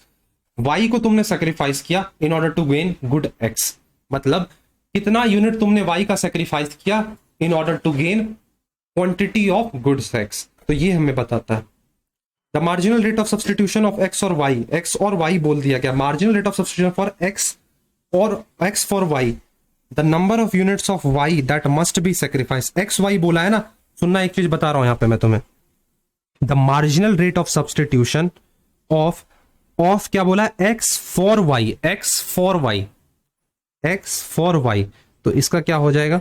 Delta units Y, मतलब Y कितना सेक्रीफाइस किया X गेन करने के लिए, ये चीज बनता है। अगर तुमसे पूछ लिया जाए, वैसे इतना डिटेल नहीं जाएगा तुम्हारे एग्जाम में, MRS of Y for X, Y for X, तो उस सिचुएशन में डेल्टा X सेक्रीफाइस्ड अपॉन में डेल्टा Y गेन्ड, इस प्रकार से कुछ होता है। समझ गए ये चीज? अब यहां पे देखो कुछ प्रॉपर्टीज दे रखे हैं, प्रॉपर्टीज करना तुम्हारा काम है। मैं एक तुम्हारा होमवर्क दे देता हूं, प्रोडक्शन पॉसिबिलिटी कर्व कर लेना। अच्छा, प्रोडक्शन पॉसिबिलिटी कर्व क्या होता है? कनकेव टू दी ओरिजिन होता है, ये चीज तुम्हें पता होगा। प्रोडक्शन पॉसिबिलिटी कर्व कैसा होता है? कनकेव टू दी ओरिजिन होता है। इसमें कुछ पॉइंट्स आते हैं, मैं तुम्हें जस्ट बता ही दे रहा हूं, देखना। कुछ पॉइंट्स होते हैं बाहर, कुछ पॉइंट्स होते हैं इंडिफरेंस कर्व के ऊपर, और कुछ पॉइंट्स होते हैं इंडिफरेंस कर्व बोल रहा हूं पीपीसी के अंदर। तो पीपीसी के अंदर वाले पॉइंट्स क्या बताते हैं कि आपने अपने रिसोर्सेज का अंडर यूटिलाइजेशन करा है। प्रोडक्शन पॉसिबिलिटी कर्व की बात कर रहा हूं। प्रोडक्शन पॉसिबिलिटी कर्व को हम लोग ट्रांसफॉर्मेशनल कर्व के नाम से भी जानते हैं और प्रोडक्शन पॉसिबिलिटी फ्रंटायर के नाम से भी जानते हैं, साथ ही साथ प्रोडक्शन पॉसिबिलिटी बाउंड्रीज के भी नाम से भी जानते हैं। ये 4 नाम मैंने तुम्हें किसका बताया? प्रोडक्शन पॉसिबिलिटी कर्व का। पूछा जा सकता है, एग्जाम में रह गया था इसीलिए मैं तुम्हें समझा दे रहा हूं। जैसे कि दोबारा से मैं फ्रेश कर्व यहां पे तुम्हें बना के दिखा रहा हूं। यहां पे पॉइंट है A B C, एक पॉइंट है यहाँ पे D और एक पॉइंट है बाहर में पॉइंट E। तो ABC क्या बता रहा है कि यहां पे तुमने अपने रिसोर्सेज का प्रॉपरली यूटिलाइज किया है, तब जाकर तुम्हारी प्रोडक्शन जो है अच्छी निकल कर आएगी। मतलब best utilisation of your available resources. Under utilisation कब होगा? कि मतलब तुमने अपने रिसोर्सेज का अच्छा इस्तेमाल नहीं किया, वो कर्व के अंदर रिप्रेजेंट करता है। ठीक है, कर्व के अंदर वाला पॉइंट। और कर्व के बाहर जो पॉइंट है ये बताता है अनअटेनेबल सिचुएशन, मतलब तुम्हारी उतनी पहुंच ही नहीं है कि तुम उस चीज तक जा सकते हो, मतलब तुम्हारे पास उतने रिसोर्सेस ही नहीं है, हाईटेक टेक्नोलॉजी ही नहीं है कि तुम उस पॉइंट को अचीव कर सकते हो। ये कौन सा बताता है? पॉइंट कर्व के बाहर वाला। तो पीपीसी एक बार कर लेना, वैसे बेसिक बातें जो होती हैं वो मैंने तुम्हें बता दी है यहाँ पे। इंडिफरेंस कर्व, अच्छा एक चीज, ये पीपीसी कर्व कैसा होता है? Concave to the origin.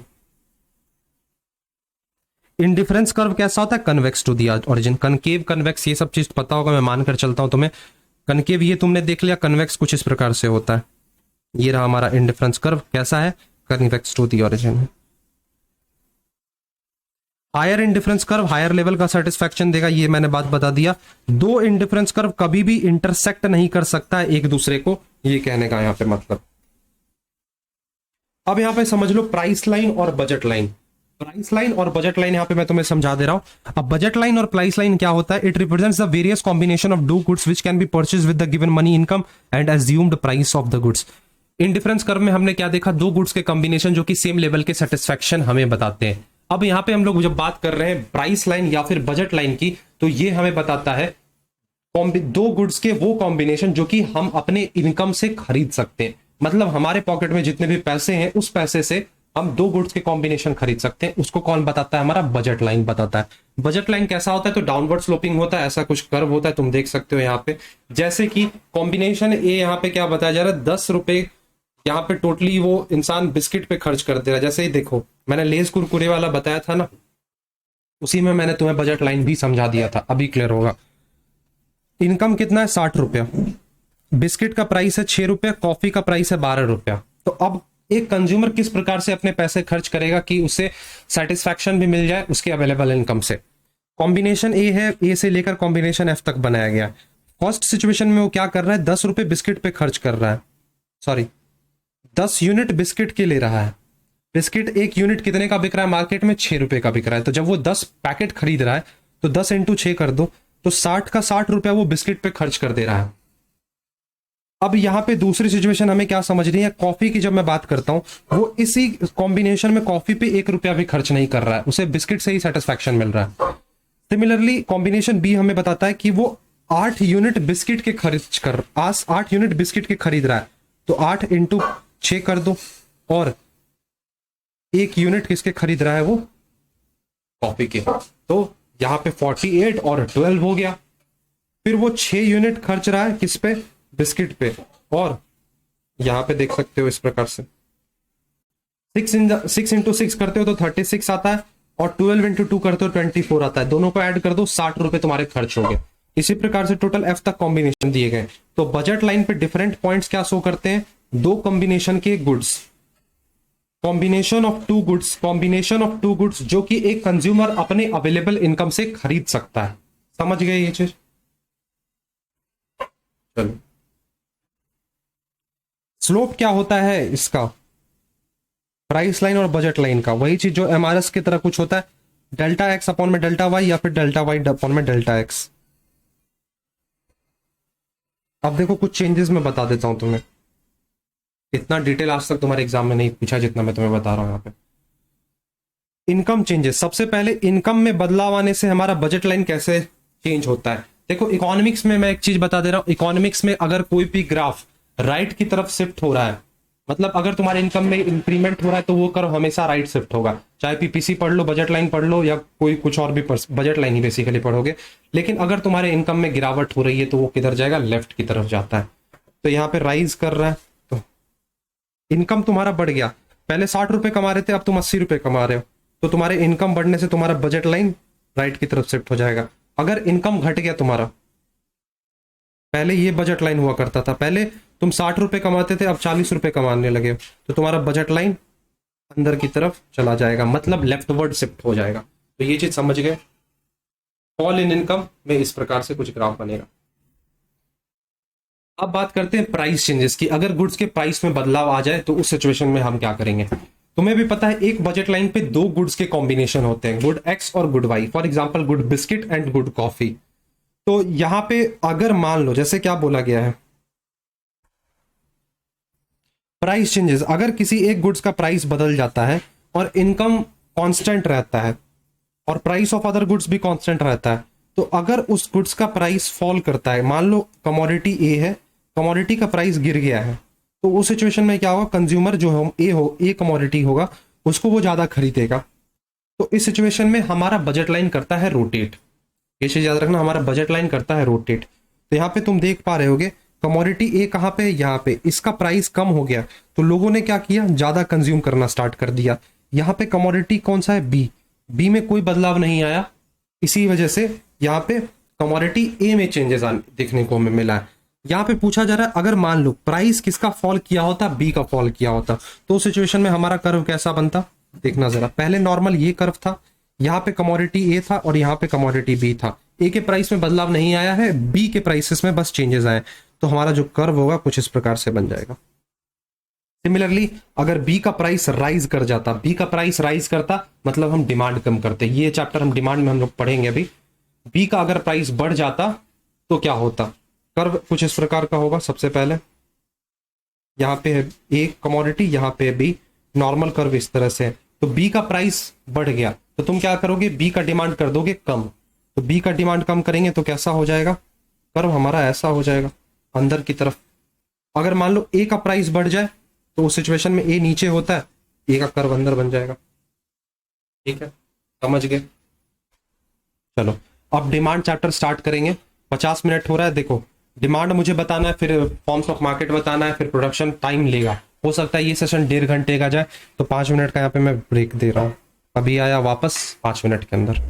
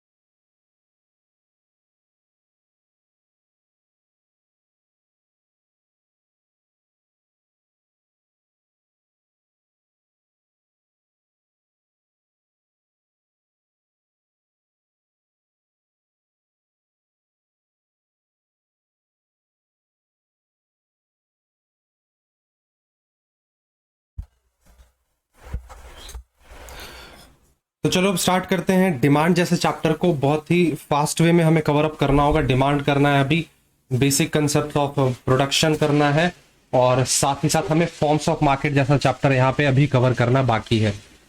So I hope तुम्हें मेरा ऑडियो विजिबल होगा, स्क्रीन से दिख रहे होंगे और मैं भी तुम्हें दिख रहा हूँ। स्टार्ट करते हैं डिमांड जैसे चैप्टर के बारे में। तो डिमांड बेसिकली होता क्या है, सबसे पहले ये मैं तुम्हें बता देता हूं। डिमांड जब किसी भी चीज को हम लोग, जब मार्केट में हमारे पास जो भी प्रोडक्ट के प्राइस अवेलेबल हैं, प्रोडक्ट के प्राइसेस जो भी हैं, और हमारे पास जो भी इनकम्स हैं, उस बेसिस पे जब हम किसी प्रोडक्ट की मांग करते हैं वो होता है हमारा डिमांड। जैसे कि तुम्हें अगर एक स्मार्ट वॉच चाहिए और तुम्हारे पास पैसे हैं तो तुम मार्केट में जाके करोगे डिमांड, वो होता है हमारा concept of demand. Theoretically, demand can be defined as a quantity of product an individual is willing to purchase at a specific point of time. Product का वो क्वांटिटी जो कि एक कंज्यूमर खरीदना चाहता है at a particular point of time पे। देख सकते हो ये रहा हमारा डिमांड कर्व। डिमांड कर्व कैसा होता है, डाउनवर्ड स्लोपिंग होता है। एग्जाम्स में क्वेश्चंस पूछे जा सकते हैं। डाउनवर्ड स्लोपिंग होता है हमारा डिमांड कर्व। देख लो ये वाला। एक चीज तुमसे एग्जाम में पूछा जा सकता है, अगर सुनना जरा, किसी भी चीज की अगर प्राइस बढ़ जाती है, मान लो तुम मार्केट में तुम खरीदने गए 10 रुपए का बिस्किट, अब वो 10 रुपए का बिस्किट तुम्हें 15 रुपए में मिल रहा है, प्राइसेस बढ़ गए, तो जाहिर सी बात है तुम कम डिमांड करोगे। वही 10 रुपए का बिस्किट अब तुम्हें 5 रुपए में मिलने लगा, प्राइसेस गिर गई, तो तुम क्या करोगे, डिमांड ज्यादा करोगे। प्राइसेस बढ़ी, तुमने डिमांड किया कम, प्राइसेस कम हो गई, तुमने डिमांड किया ज्यादा। तो इससे हमें क्या यहां पता चल रहा है कि दोनों में उल्टा रिश्ता है, मतलब इनडायरेक्ट रिलेशन है, इनवर्स रिलेशन है और निगेटिव रिलेशन है। ये 3 टर्म्स याद रख लेना, direct relation, inverse relation. Direct relation चीज अलग है, मतलब अगर प्राइस बढ़ रहा है तो डिमांड भी बढ़ेगा, दैट इज डायरेक्ट रिलेशन। ये कहां होता है, सप्लाई में होता है, लेकिन वहां पे चेंज क्या होगा, प्राइस बढ़ेगा सप्लाई बढ़ेगा, तो उन दो के बीच डायरेक्ट रिश्ता। लेकिन जब हम बात करते हैं प्राइस और डिमांड की, तो प्राइस और डिमांड में इनवर्स रिश्ता, एक बढ़ता है तो दूसरा घट जाता है। ये चीज याद रख लेना। Demand for a commodity implies desire, तुम्हारी इच्छा डिजायर होनी चाहिए, विलिंगनेस तुम्हारे मन में वो होना चाहिए कि हाँ तुम उसका पैसा पे करो, और तुम्हारी उतनी एबिलिटी होनी चाहिए कि एबिलिटी का मतलब है तुम्हारे पॉकेट में उतना पैसा होना चाहिए कि तुम पे कर सको पैसे निकाल कर। अब देखो टाइप्स ऑफ डिमांड से तुम्हारे एग्जाम्स में क्वेश्चंस बनते हैं, वो सबसे फटाफट मैं बता रहा हूं। What is price demand? Price demand होता क्या है, it is a demand for different quantity of commodity of service that consumer intend to purchase at a given price. जो भी प्राइस मार्केट में दे रखा है, अगर 10 रुपए का बिस्किट है और तुम उस बिस्किट को डिमांड कर रहे हो, that is price demand. Function है DA इक्वल्स टू FA। मैंने तुम्हें ये बता दिया कि अगर प्राइस बढ़ता है तो डिमांड घटता है, प्राइस घटता है तो डिमांड बढ़ता है।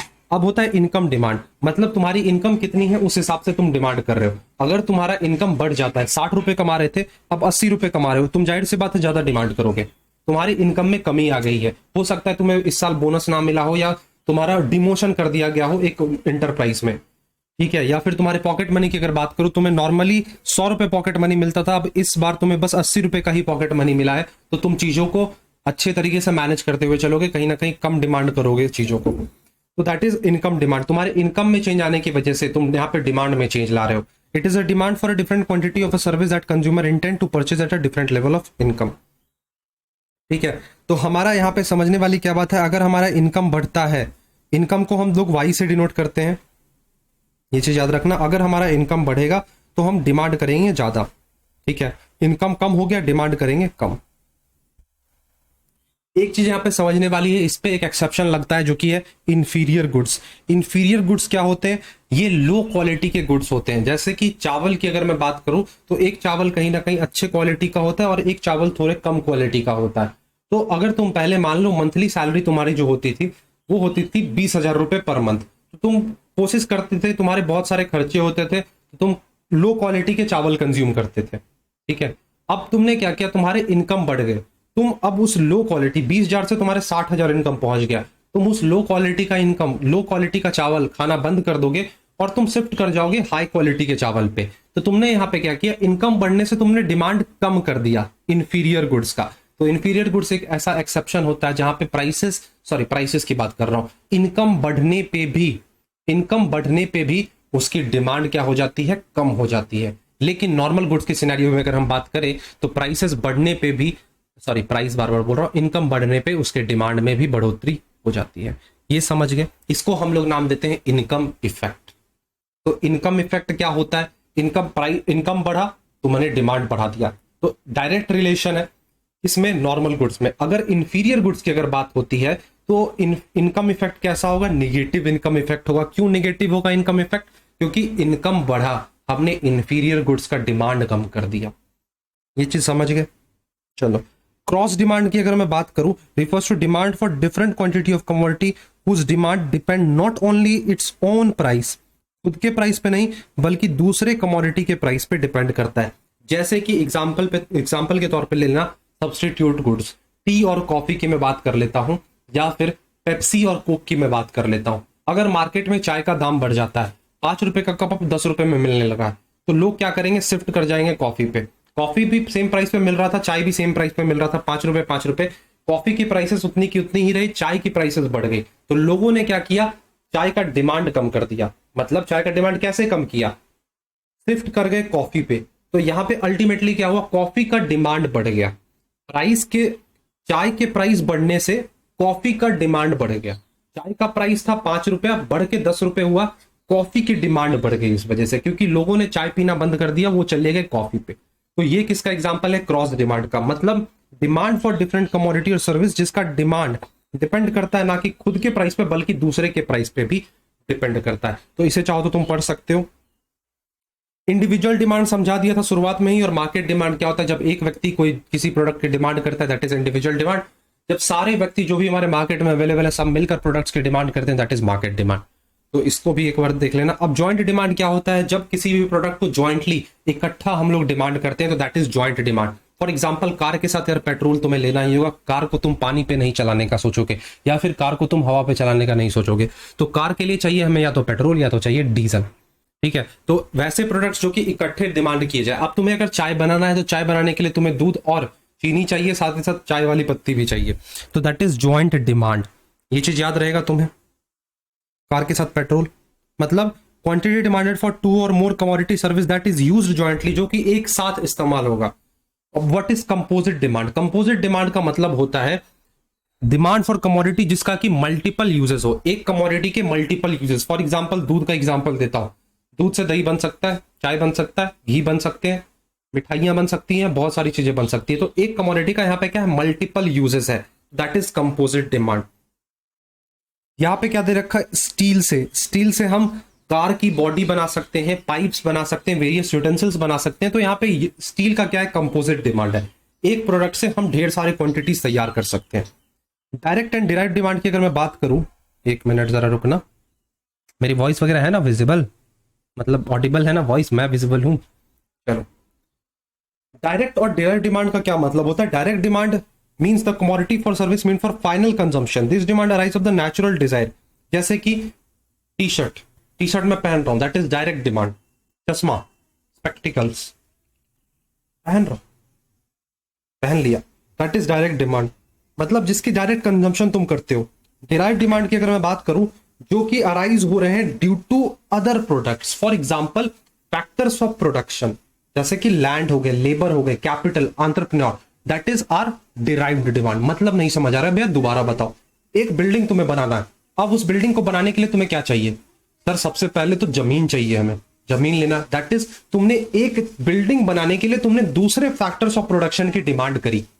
अब तुमने जमीन ले लिया, अब उस जमीन पे काम करने के लिए तुम्हें चाहिए लेबर्स, मैन पावर, तो उस लेबर का तुमने डिमांड किया। क्यों किया, क्योंकि तुम्हें बिल्डिंग बनानी है। तो एक डिमांड को फुलफिल करने के लिए तुम दूसरे प्रोडक्ट की डिमांड कर रहे हो, दैट इज डिराइव डिमांड। तो अक्सर ये फैक्टर्स ऑफ डिमांड वर्ड जो होता है, factors of production derive demand के लिए ही यूज होता है। Demand for product that arises due to the demand for other product, दूसरे प्रोडक्ट की वजह से उसका डिमांड अराइज होता है। पढ़ लेना डिटेल में। अच्छा, ये देख लो factors of determinants of demand. अब कौन कौन से वो फैक्टर्स हैं जो कि इंडिविजुअल डिमांड को इन्फ्लुएंस करते हैं। तो सबसे पहले कमोडिटी की प्राइस, मैंने तुम्हें बता दिया दोनों के बीच कैसा रिश्ता होता है, इनवर्स रिश्ता होता है। अगर कमोडिटी का प्राइस बढ़ेगा लोग करेंगे कम डिमांड, ठीक है, प्राइस घटेगा लोग करेंगे ज्यादा demand, clear. Price of related goods, related goods होते हैं दो प्रकार के, जस्ट एक मिनट रुकना, या चलो कंटिन्यू करते हैं। रिलेटेड गुड्स होते हैं दो प्रकार के, complementary goods and substitute goods. Complementary goods साथ में यूज होने वाले,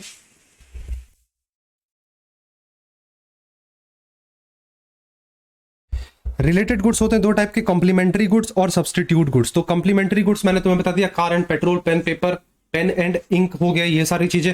और substitute goods tea coffee, Pepsi Coke, ये सारी चीजें। तो प्राइस ऑफ रिलेटेड गुड्स, तो demand for good service not only depend on its own price, बल्कि वो दूसरे के प्राइस पे भी डिपेंड करता है। मान लो अगर पेट्रोल कार का प्राइस बढ़ जाता है तो तुम पेट्रोल की डिमांड करोगे? The answer is no. क्यों पेट्रोल डिमांड करेंगे? हमारे पास कार लेने की कैपेबिलिटी ही नहीं है, हमारे पास उतने पैसे ही नहीं है, तुम पेट्रोल लेकर क्या करेंगे? पेट्रोल की डिमांड तुमने कम कर दी।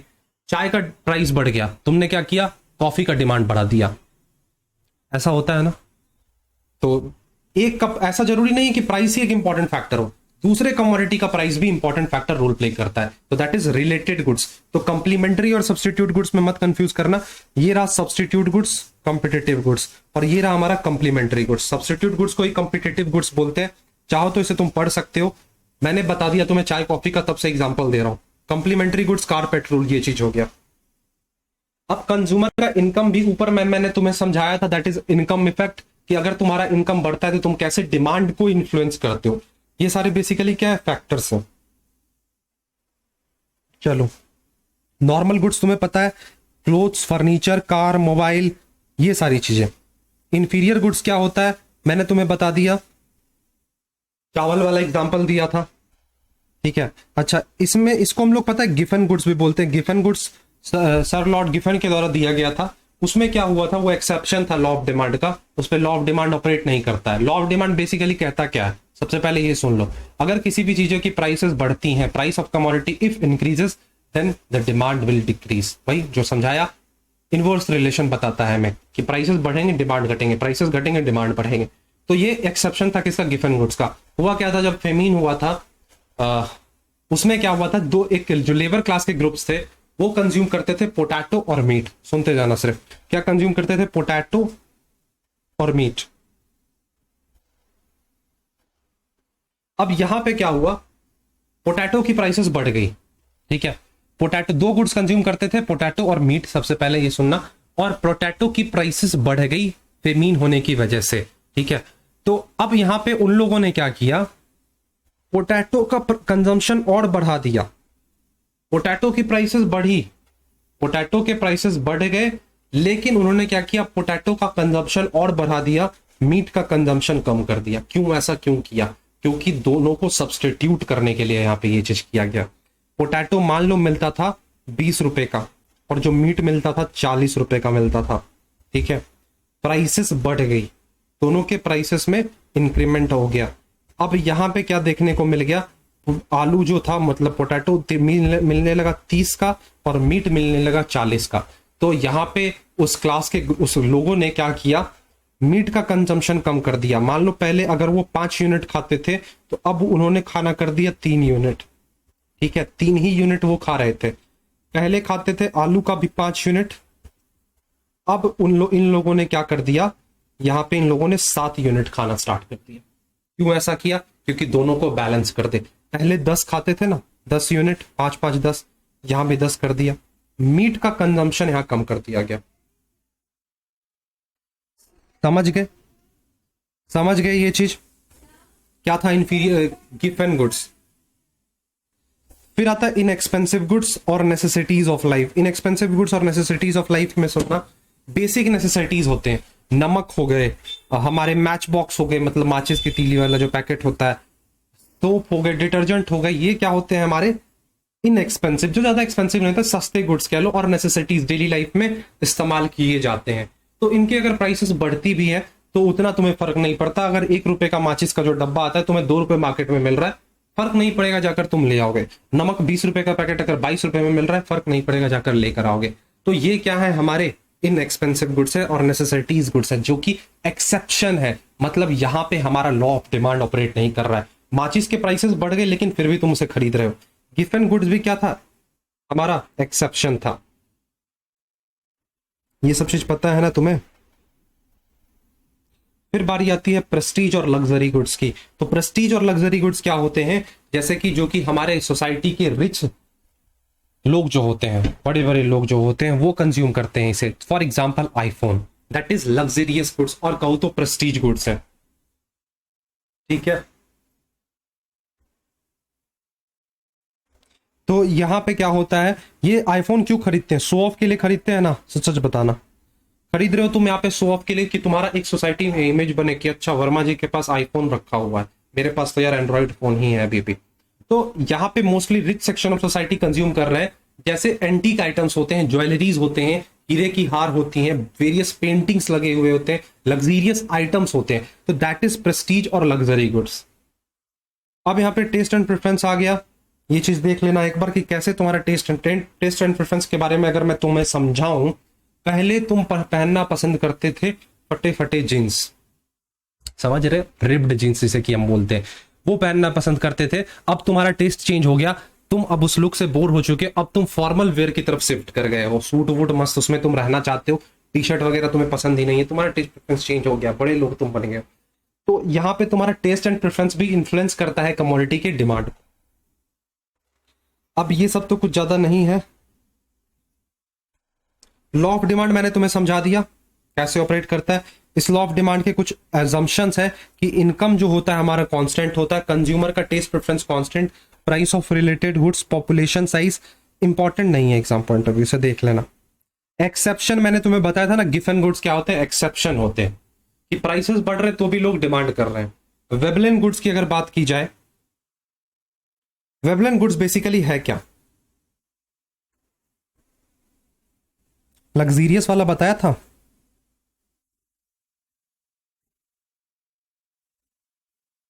लग्जरी गुड्स बताया था मैंने। आईफोन की प्राइसेस जैसे जैसे बढ़ती जाएंगी लोग और डिमांड करते हैं, क्यों? क्योंकि उनको सोसाइटी में एक इमेज बिल्डअप करना है। बोला ना मिस्टर वर्मा जी के पास आईफोन है और तुम्हारे पास एंड्रॉइड फोन है, वो ज्यादा सुपीरियर कहलाएंगे। तो ये होता है वेबलिन गुड्स, वैसे गुड्स जो कि कहीं ना कहीं लोग प्राइसेस बढ़ने पे लेते हैं। प्रीसियस मेटल्स हो गए, स्टोन्स हो गए, gold, diamond, luxury car, Rolls Royce जो होता है, डिफेंडर हो गया, ठीक है, रेंज रोवर का प्रोडक्ट, तो ये सारे क्या है, हमारे लग्जरी गुड्स हैं जो कि एक्सेप्शन कहलाते हैं लॉ ऑफ डिमांड के।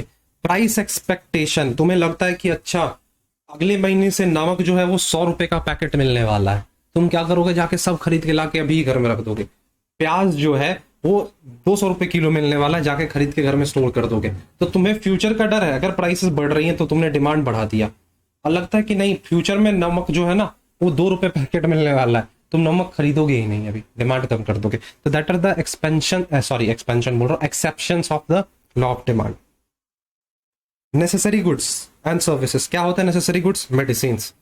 मेडिसिन के प्राइस बढ़ जाए, रात के 2 बजे अगर तुम्हें दवाई की जरूरत है और दुकान वाला, मेडिकल स्टोर वाला अगर तुमसे अनफेयर एडवांटेज लेने की कोशिश कर रहा है, मतलब 100 रुपए का दवाई तुमसे 400 रुपए में मांग रहा है, देने को रेडी हो रहा है, तुम लोगे?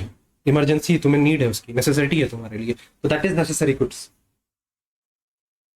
इनकम बदलना, इनकम में चेंज आना, अगर तुम अंबानी बन चुके हो, 50,000 कमाने वाले व्यक्ति तुम 1.5 लाख कमाने लग गए हो, तुम अंधाधुंध खर्चा करते हो। अब मूवमेंट इन डिमांड कर्व और शिफ्ट इन डिमांड कर्व तुम एक बार देख लेना, क्या बोला गया है। एक चीज मैं तुम्हें बताता हूं, मूवमेंट कब होता है? मूवमेंट जब तुम्हारे प्राइस में चेंज आएगा,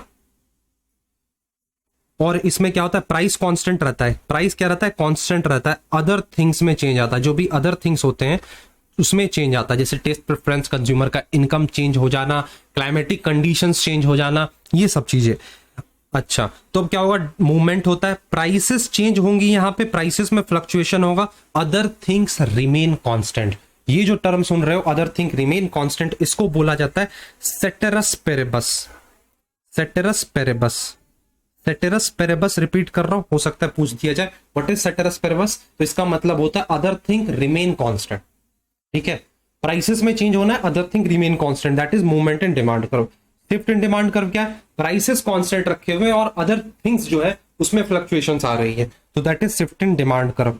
देख लो, शिफ्ट क्या होता है? शिफ्ट या तो लेफ्टवर्ड होगा या तो राइटवर्ड होगा। राइटवर्ड बाहर की तरफ, लेफ्टवर्ड अंदर की तरफ। मूवमेंट में क्या होता है? इंक्रीज और डिक्रीज, इंक्रीज और डिक्रीज, ये चीज देख लेना। चलो, इलास्टिसिटी में तुम्हें थोड़ा सा बता देता हूं, वैसे तुम्हारे एग्जाम पॉइंट ऑफ व्यू से इंपॉर्टेंट नहीं है, इंपॉर्टेंट जो है मैं तुम्हें बता रहा हूं वो चीज। अच्छा, इलास्टिसिटी का मतलब पता होगा ना, इसको बोलते हैं, अगर टिपिकल डेफिनेशन की बात करें तो डिग्री ऑफ रिस्पॉन्सिवनेस। क्या होता है डिग्री ऑफ रिस्पॉन्सिवनेस। प्राइस में चेंज आने से डिमांड में कितना चेंज आ रहा है। तुमने डिमांड चैप्टर में देखा कि वो क्वांटिटी बताता है हमें, लेकिन जब हम बात करते हैं इलास्टिसिटी ऑफ डिमांड की तो ये हमें बताता है डिग्री ऑफ रिस्पॉन्सिवनेस कि कितने डिग्री से चेंज आ रहा है।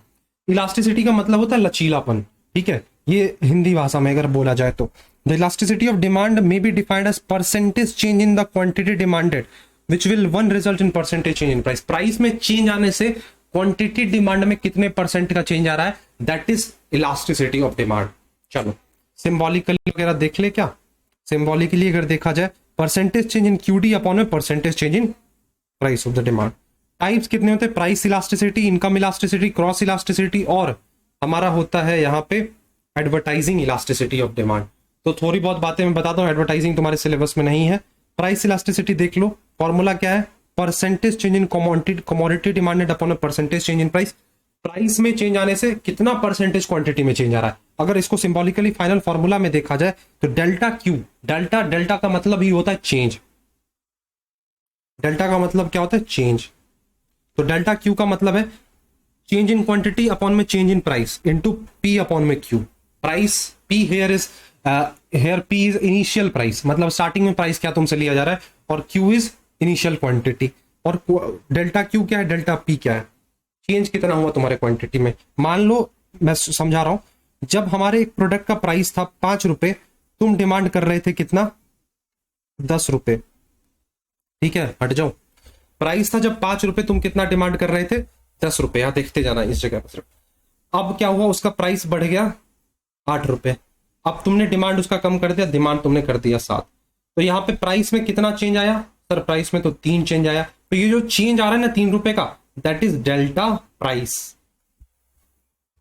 क्वांटिटी में कितना चेंज आया सर, यहां भी क्वांटिटी में भी अच्छा 3 का ही चेंज आया, that is delta Q. Initial price क्या है सर, इनिशियल प्राइस है हमारा यहाँ पे 5। इनिशियल क्वांटिटी क्या है, इनिशियल क्वांटिटी है 10। समझ गए ये चीज। रिवीजन करवाना हो यार तो जल्दी जल्दी करवाना पड़ रहा है। देख रहे हो 1 घंटे 20 मिनट का लेक्चर हो गया, अभी तक इकोनॉमिक्स कवर अप नहीं करवा पाया मैंने तुम, क्योंकि डिटेल में पढ़ा रहा हूं, ये चीज तुम समझ रहे होगे। चलो, डिग्री और types of price elasticity of demand, important चीजें ये बता दे रहा हूं, पढ़ के जाना, एग्जाम्स में क्वेश्चन आएंगे। Infinite, elasticity of price is equals to infinite. यहां पे समझने वाली क्या बात है, इनफिनाइट मतलब कहने का है if the quantity of demand goods increases infinitely. Price में थोड़ा सा चेंज आया, क्वांटिटी डिमांड में ड्रास्टिक चेंज आ गया, प्राइस में थोड़ा सा चेंज आया, बहुत कम चेंज आया, बहुत कम, हल्का सा चेंज आया, मान लो क्वांटिटी डिमांड में बहुत ज्यादा चेंज आ गया, तो that is perfectly elastic demand. Infinite यहां पे हो जाता है हमारा इलास्टिसिटी डिमांड। क्यों, क्योंकि ये देखो लॉजिकली अगर तुम सोचोगे ना तो ये प्रैक्टिकल लाइफ में अप्लाई नहीं होता है। इसका कर्व कैसा बनता है, मेन बातें मैं तुम्हें बता रहा हूं। यहां पे इलास्टिसिटी ऑफ प्राइस क्या, इनफिनाइट है। कर्व कैसा बन रहा है, हॉरिजॉन्टल बन रहा है। कैसा बन रहा है, हॉरिजॉन्टल बन रहा है, और parallel to the X axis है, parallel to X axis, parallel to X axis. समझ गए कैसा है, parallel to the X axis है। इलास्टिसिटी ऑफ प्राइस इनफिनाइट है। प्राइस में थोड़ा सा चेंज आया, क्वांटिटी डिमांड में ड्रास्टिक चेंज आ गया, बहुत ज्यादा चेंज आ गया, तो that is perfectly elastic demand. Perfectly inelastic क्या होता है, जहां पे इलास्टिसिटी ऑफ प्राइस शून्य के बराबर होता है। मतलब कहने का है कि हमारा यहाँ पे क्वांटिटी डिमांड चेंज नहीं आ रहा है, प्राइस में चेंज आ रहा है, प्राइस में चेंज आ रहा है, लेकिन क्वांटिटी डिमांड में कोई भी चेंज नहीं आ रहा है। प्राइसेस में चेंजेस आ रहे हैं लेकिन क्वांटिटी डिमांड में चेंज नहीं आ रहा है। इसका कर्व कैसा बन जाता है, तो वर्टिकल बन जाता है, ठीक है, वर्टिकल बन जाता है, parallel to the Y axis बन जाएगा। समझ गए। यहाँ पे इलास्टिसिटी ऑफ प्राइस किसके बराबर हो जाता है, 0 के बराबर हो जाता है। Relatively elastic demand, relatively elastic demand क्या है, elasticity of price is greater than 1। Proportionate change in QD is more than the proportionate change in price. Price में चेंज आया 5 रुपए का, क्वांटिटी डिमांड में 10 रुपए का चेंज आ गया, दैट इज रिलेटिवली इलास्टिक। मतलब 1 से ज्यादा चेंज आ रहा है, that is relatively elastic. Quantity demand में 10 का चेंज आया है, प्राइस में बस 5 रुपए का चेंज आया, जिसकी वजह से 10 का चेंज आ गया, तो that is relatively elastic demand. Curve कैसा बनता है, कुछ डाउनवर्ड स्लोपिंग बनता है, तो कहूं तो मैं ये फ्लैटर बनता है, और यहां पे elasticity of price greater than 1 होगा। सिमिलरली रिलेटिवली इन इलास्टिक, मतलब प्राइस में चेंज आ गया 10 रुपए का, मान लो प्राइस में आया 10 रुपए का चेंज, क्वांटिटी डिमांड में आया बस 5 रुपए का चेंज, मतलब क्वांटिटी डिमांड में कम चेंज आ रहा है, प्राइस में ज्यादा चेंज आ रहा है, क्वांटिटी डिमांड में कम चेंज आ रहा है, तो that is relatively in elastic demand. तो इसका कर्व कैसा बनता है, स्टीपर बनता है, ये चीज याद रखना। इलास्टिसिटी ऑफ प्राइस जो है वो स्मॉलर देन 1 हो जाता है। चलो अब एक होता है इक्वल वाला सिनेरियो, कांस्टेंट जिसको कि हम बोलते हैं, मतलब दोनों में इक्वल चेंज आ रहा है, प्राइस में 5 का चेंज, क्वांटिटी डिमांड में 5 का चेंज। आई होप तुम्हें ये सारी बातें समझ आ गई होगी। इनकम इलास्टिसिटी थोड़ा सा देख लो, मैं समझा दे रहा हूं क्या है। तुम्हारे इनकम में चेंज आने से, डेल्टा वाई में चेंज आने से, income that is delta Y, income में चेंज आने की वजह से तुम्हारे क्वांटिटी डिमांड में कितना चेंज आया है, इनकम बढ़ने से तुम कितना कंजम्पशन बढ़ा रहे हो, that is income elasticity of demand. Formula याद रख लेना, कुछ भी डिफरेंस, कुछ भी चेंज नहीं है, बस चेंज क्या है, वाई की जगह पी, मतलब वहां पी था, अब यहां पे क्या है, वाई है, दोनों में। समझ गए? चलो अब यहां पे मैं तुम्हें बताने वाला हूं प्रोडक्शन फंक्शन। प्रोडक्शन के बारे में थोड़ी बहुत बातें बता देता हूं मैं तुम्हें। चलो प्रोडक्शन क्या है, combining inputs in order to get the output in production. ये क्या है, टेक्नोलॉजिकल रिलेशनशिप है बिटवीन इनपुट एंड आउटपुट। कितना इनपुट डाल रहे हो उससे आउटपुट कितना निकल रहा है, that is production function. Production function it explains the relationship between input and output in a given state of technology. तो इसका फंक्शन क्या हो जाता है, Q is equals to, Q का मतलब है output, function of labour, L stands for labour, K stands for capital. ठीक है, ये इक्वेशन देख सकते हो। अब होते हैं फैक्टर्स दो प्रकार के, एक होता है फिक्स्ड और एक होता है वेरिएबल फैक्टर्स। फिक्स फैक्टर वैसे होते हैं जो कि हमेशा फिक्स रहते हैं, तुम्हारे चाहे आउटपुट में कितना भी चेंज आए। वेरिएबल फैक्टर्स क्या होते हैं, दोज इनपुट तो बदलता है with the level of output. जैसे जैसे आउटपुट में बदलाव होती है, हमारे इनपुट्स में भी बदलाव होंगे। फॉर एग्जाम्पल, अगर तुम्हें ज्यादा प्रोडक्शन करना है, तुम ज्यादा लेबर लगाओगे, पहले 2 लेबर से काम करवा रहे थे, अब तुम 5 लेबर से काम करवा रहे हो, तो यहां पे क्या समझने वाली बात है, ये है हमारा वेरिएबल फैक्टर, मतलब जिसमें आउटपुट में चेंज आने से हमारे वेरिएबल इनपुट्स में चेंज आ रहा है, तो that is variable factors. Fix factor भी मैंने तुम्हें बता दिया यहां पे। चलो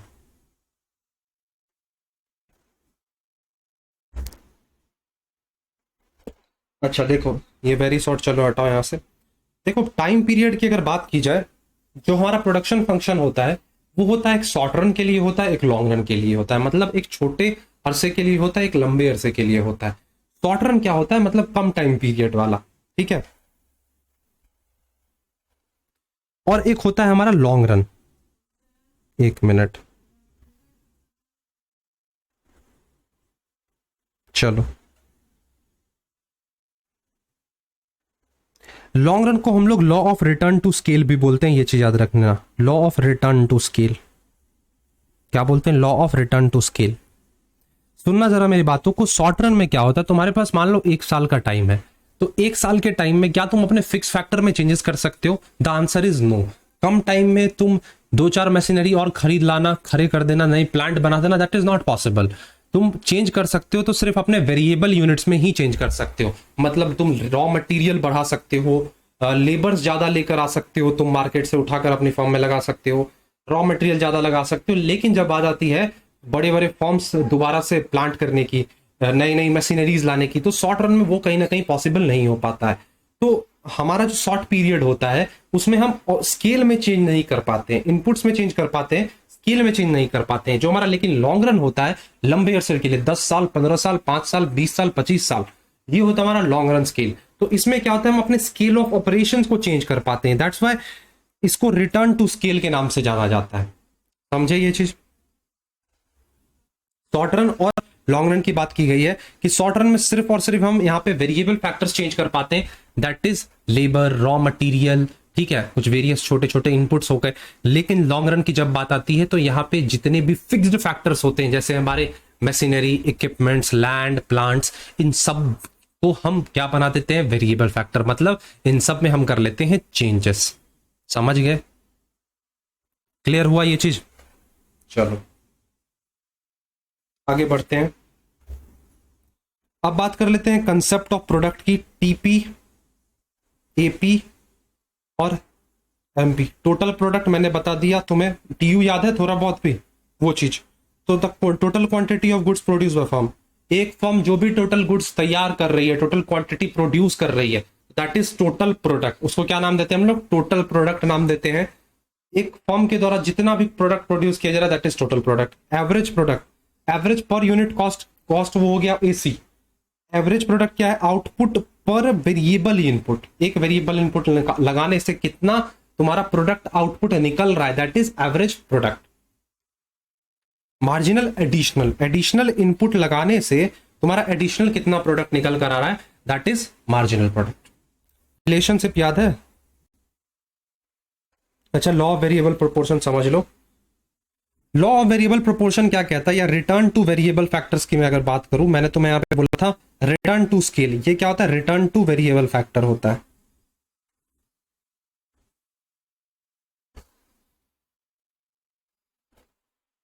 रिटर्न टू वेरिएबल फैक्टर होता है ये हमारा, समझ गए ये चीज? लॉ ऑफ वेरिएबल प्रोपोर्शन क्या बोलता है? शॉर्ट रन में सिर्फ और सिर्फ वेरिएबल फैक्टर्स ही इंक्रीज किए जा सकते हैं, जो हमारे फिक्स्ड फैक्टर्स होते हैं हम उसमें कोई भी बदलाव नहीं कर सकते हैं। इंपॉर्टेंट टर्म है कि जो हमारे सिर्फ और सिर्फ क्या होते हैं, फिक्स्ड फैक्टर्स। फिक्स्ड फैक्टर में कोई चेंजेस नहीं किया जा सकता है, सिर्फ और सिर्फ वेरिएबल फैक्टर्स में ही चेंजेस किए जा सकते हैं। तो that is law of variable proportion, हमें यही बोलता है। बोला क्या गया? Keeping other factors constant, other factors constant है। टोटल प्रोडक्ट इनिशियली बढ़ता है एट इंक्रीजिंग रेट, फिर बढ़ता है at decreasing rate, finally TP कर जाता है डिक्रीज। कुछ याद आ रहा है? टीयू, एयू, एमयू, कुछ भी याद आ रहा है? टीयू एमयू वाला बताया था ना मैंने, वही चीज। अब देखो यहाँ पे टीपी और एमपी सेम सिचुएशन है। एमपी यहाँ पे थोड़ा सा राइज किया फिर डिक्लाइन करना स्टार्ट करता है। एमपी यहाँ पे क्या हो जाता है? जीरो हो जाता है। टीपी अपने मैक्सिमम पे हो जाता है, पॉजिटिव है यहाँ पे। एमपी फिर निगेटिव बन गया। एमपी जब निगेटिव बनता है तो टीपी हमारा करता है डिक्लाइन। वही चीज है, समझ गए? चलो, फेज वन, स्टेज वन, इसको हम बोलते हैं increasing return two factor. Increasing return two factor में तुम देखोगे फेज वन की यहां पे बात कर रहा हूं मैं। चलो यहां पे मैं एक बाइफर्केशन यहां नहीं करता हूं, यहां कर दिया। ये फेज वन हो गया मेरा। चलो वन सिर्फ लिखता हूं, ठीक है? 1 2 3 ये हो गया। 3 फेजेस मैंने यहां पे बांट दिए। यहां पे देखो फेज वन में क्या हो रहा है? टीपी हमारा इंक्रीज कर रहा है। क्या कर रहा है? टीपी इंक्रीज कर रहा है, इनडायरेक्ट इंक्रीजिंग रेट पे बढ़ता जा रहा है। तो TP increases at increasing rate. उस सिचुएशन में हमारा एमपी भी बढ़ता है। उसके बाद क्या होता है? टीपी जो होता है ना वो डिक्लाइनिंग रेट पे बढ़ता है, उतने फास्ट रेट से नहीं बढ़ रहे हैं, देख पा रहे होगे। और इस सिचुएशन में हमारा एमपी कर रहा है डिक्लाइन, फिर टीपी करता है डिक्लाइन, उस वक्त एमपी बन जाता है जीरो। तो उसी को फेज टू में बताया गया, फेज थ्री में बताया गया। समझ गए? ठीक है। अब देखो रीजंस वगैरह तुम्हारे एग्जाम्स में नहीं है तो मैं तुम्हें समझा देता, क्योंकि मेरे पास भी उतना टाइम नहीं है, तुम्हारे पास भी उतना टाइम नहीं है। 1.5 घंटे हो गए अभी तक मैंने इकोनॉमिक्स तुम्हारा नहीं कंप्लीट किया, तो जल्दी जल्दी फटाफट मुझे करवाने दो। चलो, कॉस्ट चैप्टर तुम लोग खुद से कर लेना, बेसिक चैप्टर है। हाँ, उसमें एक इंपॉर्टेंट चीज मैं तुम्हें दिखाना चाहूंगा। कॉस्ट तुम्हारा होमवर्क है।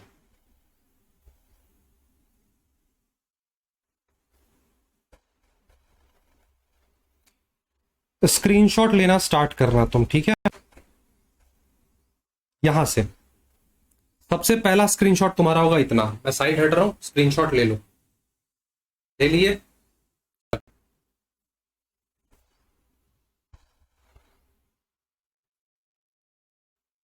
दूसरा स्क्रीनशॉट ये भी हो गया। तीसरा स्क्रीनशॉट,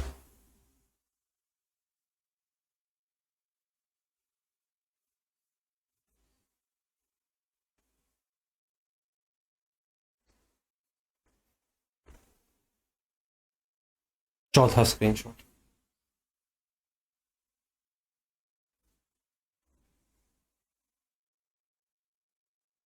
खत्म। कॉस्ट क्या था? क्यों स्क्रीनशॉट दिलवाया? 4-4 स्क्रीनशॉट, मेरा फोन बढ़ गया होगा।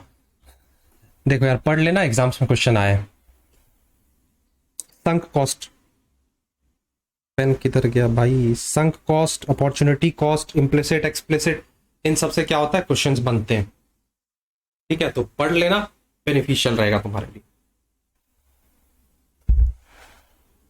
चलो, अब डायरेक्ट शिफ्ट करते हैं अपने मार्केट जैसे चैप्टर पे। मार्केट जैसे चैप्टर की यहां पे हम लोग बात करने वाले हैं। मार्केट होता क्या है बेसिकली? मार्केट एक ऐसा प्लेस है जहां पे बायर्स और सेलर्स मिलते हैं और दोनों करते हैं transaction. Transaction in the sense की गुड्स की खरीद और बेच होती है। तो मार्केट एक ऐसा सिस्टम है जहां पे बायर्स एंड सेलर्स मिलते हैं और गुड्स सेलर गुड्स देता है और बायर उसके बदले उसे पैसे देते हैं। तो ये चीज समझ पा रहे हो कि what is market. Important terms क्या है मार्केट में? Market used in economics is quit different from the common sense of understanding. है मार्केट थोड़ा अलग हो जाता है सब्जी मंडी वाले मार्केट से, तुम इसे कंपेयर मत कर जाना। For buying and selling commodities individual may not meet each other at an actual physical location. सब्जी मंडी जाते हो, जाना पड़ता है, तभी सब्जी उठा कर लाते हो, लेकिन जब बात आती है मार्केट की तो ये थोड़ा बहुत डिफरेंट मीनिंग यहां पर निकालता है। समझते हैं मार्केट स्ट्रक्चर के बारे में। मार्केट स्ट्रक्चर को क्लासिफाई किया जाता है नंबर्स ऑफ सेलर्स के बेसिस पे, प्रोडक्ट का नेचर कैसा है, नॉलेज कैसा है, नेचर कंपटीशन कैसा है और प्राइस डिटर्मिनेशन उस मार्केट का क्या है। इस बेसिस पे मार्केट्स को क्या करते हैं हम लोग? डिवाइड कर देते हैं। ठीक है, समझ रहे हो? स्टार्ट करते हैं फॉर्म्स ऑफ मार्केट से। तो मार्केट को क्लासिफाई किया गया है दो पार्ट्स में। इम्परफेक्ट यहाँ पे तुम देख पा रहे होगे और इधर है यहाँ पे हमारा परफेक्ट कंपटीशन। तो परफेक्ट कंपटीशन यहाँ पे अकेला खड़ा है और इम्परफेक्ट के अंदर चार क्लासिफिकेशन है। मोनोपोली, मेन अगर मैं बात करूं ओलिगोपोली और मोनोपोलिस्टिक। डुओपोली तो जस्ट पार्ट है। तो ये हमें यहाँ पे पढ़ना है, जस्ट इतना ही पढ़ना और कुछ नहीं है तुम्हारे सिलेबस में। तो सबसे पहले अगर मैं बात करूं परफेक्ट कंपटीशन की, तो परफेक्ट कंपटीशन क्या होता है? ये एक मार्केट स्ट्रक्चर है जहां पे लार्ज नंबर ऑफ बायर्स, मतलब ढेर सारे बायर्स भी होंगे और ढेर सारे सेलर्स भी होंगे, जो कि होमोजेनस प्रोडक्ट बेचते हैं। Homogeneous product in the sense की जो कि सिमिलर नेचर के प्रोडक्ट बेचते हैं, जिनका नेचर सेम हो, एक ही नेचर वाले प्रोडक्ट जहां पे बिकते हो। तो यहाँ फीचर्स को डीप में एक्सप्लेन किया गया। Large number of buyers and sellers, बहुत सारे सेलर्स होंगे जो कि होमोजेनस प्रोडक्ट्स बेच रहे होंगे। तो इसका ये मतलब है कोई एक सेलर, इंडिविजुअल फर्म मार्केट के प्राइस को इन्फ्लुएंस नहीं कर सकता है। अगर तुम मान लो प्रोडक्ट के प्राइस बढ़ाते हो, 10 रुपए का प्रोडक्ट 15 रुपए में बेचना स्टार्ट करते हो, एक सेलर क्या करेगा? तुम्हारे पास ना आकर वो दूसरे सेलर के पास चला जाएगा, क्योंकि यहाँ पे मार्केट में बहुत सारे सेलर्स हैं। ठीक है,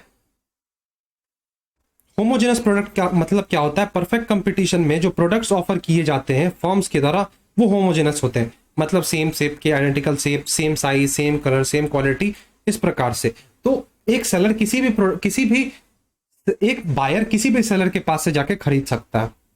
freedom of entry and exit, कोई भी इस मार्केट में कोई भी नया सेलर इंटर कर सकता है, बाहर निकल सकता है, कोई भी आ सकता है, जा सकता है, कोई भी यहाँ पे बैरियर नहीं होता है। और परफेक्ट नॉलेज, लोगों को परफेक्ट नॉलेज होती है यहाँ पे मार्केट की। नो सेलिंग कॉस्ट और परफेक्ट मोबिलिटी होती है, मतलब एक फैक्टर्स ऑफ प्रोडक्शन, एक लेबर जो फॉर्म ए में काम कर रहा है वो अपनी मर्जी से फॉर्म बी में जा सकता है, उस पर कोई भी रेस्ट्रिक्शन नहीं होनी चाहिए, मतलब परफेक्ट मोबिलिटी होती है। और ट्रांसपोर्टेशन कॉस्ट वगैरह यहाँ पे नहीं होता है, ये भी इंपॉर्टेंट चेंज हो जाता है। फॉर्म्स जो होते हैं यहाँ पे क्या होते हैं? Price taker. कैसे फॉर्म्स प्राइस टेकर कैसे होते हैं? क्योंकि यहाँ पे प्राइसेस जो होते हैं वो कौन डिटरमाइन करती है? इंडस्ट्री। अब इंडस्ट्री के अंदर अलग अलग फॉर्म्स होते हैं, ठीक है, firm A, firm B, firm C. Industry ने प्राइस डिटरमाइन कर दिया, अब firm A B C D जो है उनको प्राइसेस लेने होते हैं। That's why we call firms are price taker. देख लो, इसका कुछ इस प्रकार से होता है, प्राइसेस यहां पे डिटरमाइन हो गए, अब यही प्राइस एक फर्म को लेना होता है। नेक्स्ट बात करते हैं मोनोपोली। तो मोनोपोली क्या है? It is an extreme form of market structure. अच्छा ये मुझे बताओ, परफेक्ट कंपटीशन में क्या नॉर्मल शॉर्ट रन की बात करूं? वैसे तुम्हारे सिलेबस में है नहीं, जस्ट तुमसे पूछ रहा हूं। सिलेबस में रहा होता ना तो मैं इस नोट्स में इंटीग्रेट करता, नहीं है तभी इंटीग्रेट नहीं कर रहा हूं। तो जैसे रुको 1 मिनट,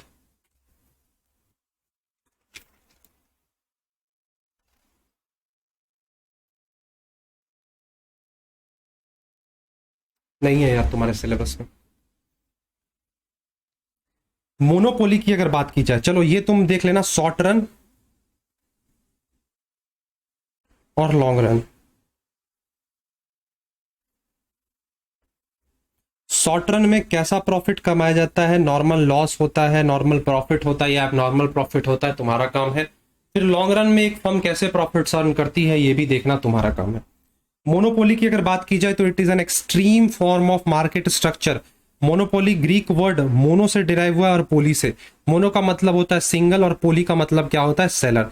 दस monopoly means single seller. Monopoly एक ऐसा फॉर्म ऑफ मार्केट ऑर्गेनाइजेशन है जहां पे एक ही सेलर होता है, किसी भी प्रोडक्ट का एक ही सेलर होता है, एकाधिकार जिसे कि हम हिंदी में बोलते हैं। तो इसके फीचर्स की बात करें तो यहाँ पे फॉर्म जो होता है वो खुद में ही इंडस्ट्री होता है, वो खुद से ही प्राइस डिसाइड करता है। एंट्री की बैरियर होती है, कोई भी इसमें इंटर नहीं कर सकता है। डाउनवर्ड स्लोपिंग डिमांड कर्व इसका बनता है, इसका कोई भी क्लोज सब्सटीट्यूट नहीं होगा इसके प्रोडक्ट्स का, और इसका पूरा कंट्रोल होता है इसके सप्लाई पे। तो ये सारे इसके फीचर्स हैं। सिंगल सेलर के बारे में जैसे कि बता रखा है, monopoly is a form of imperfect market structure जहां पे सिर्फ और सिर्फ एक ही सेलर होंगे।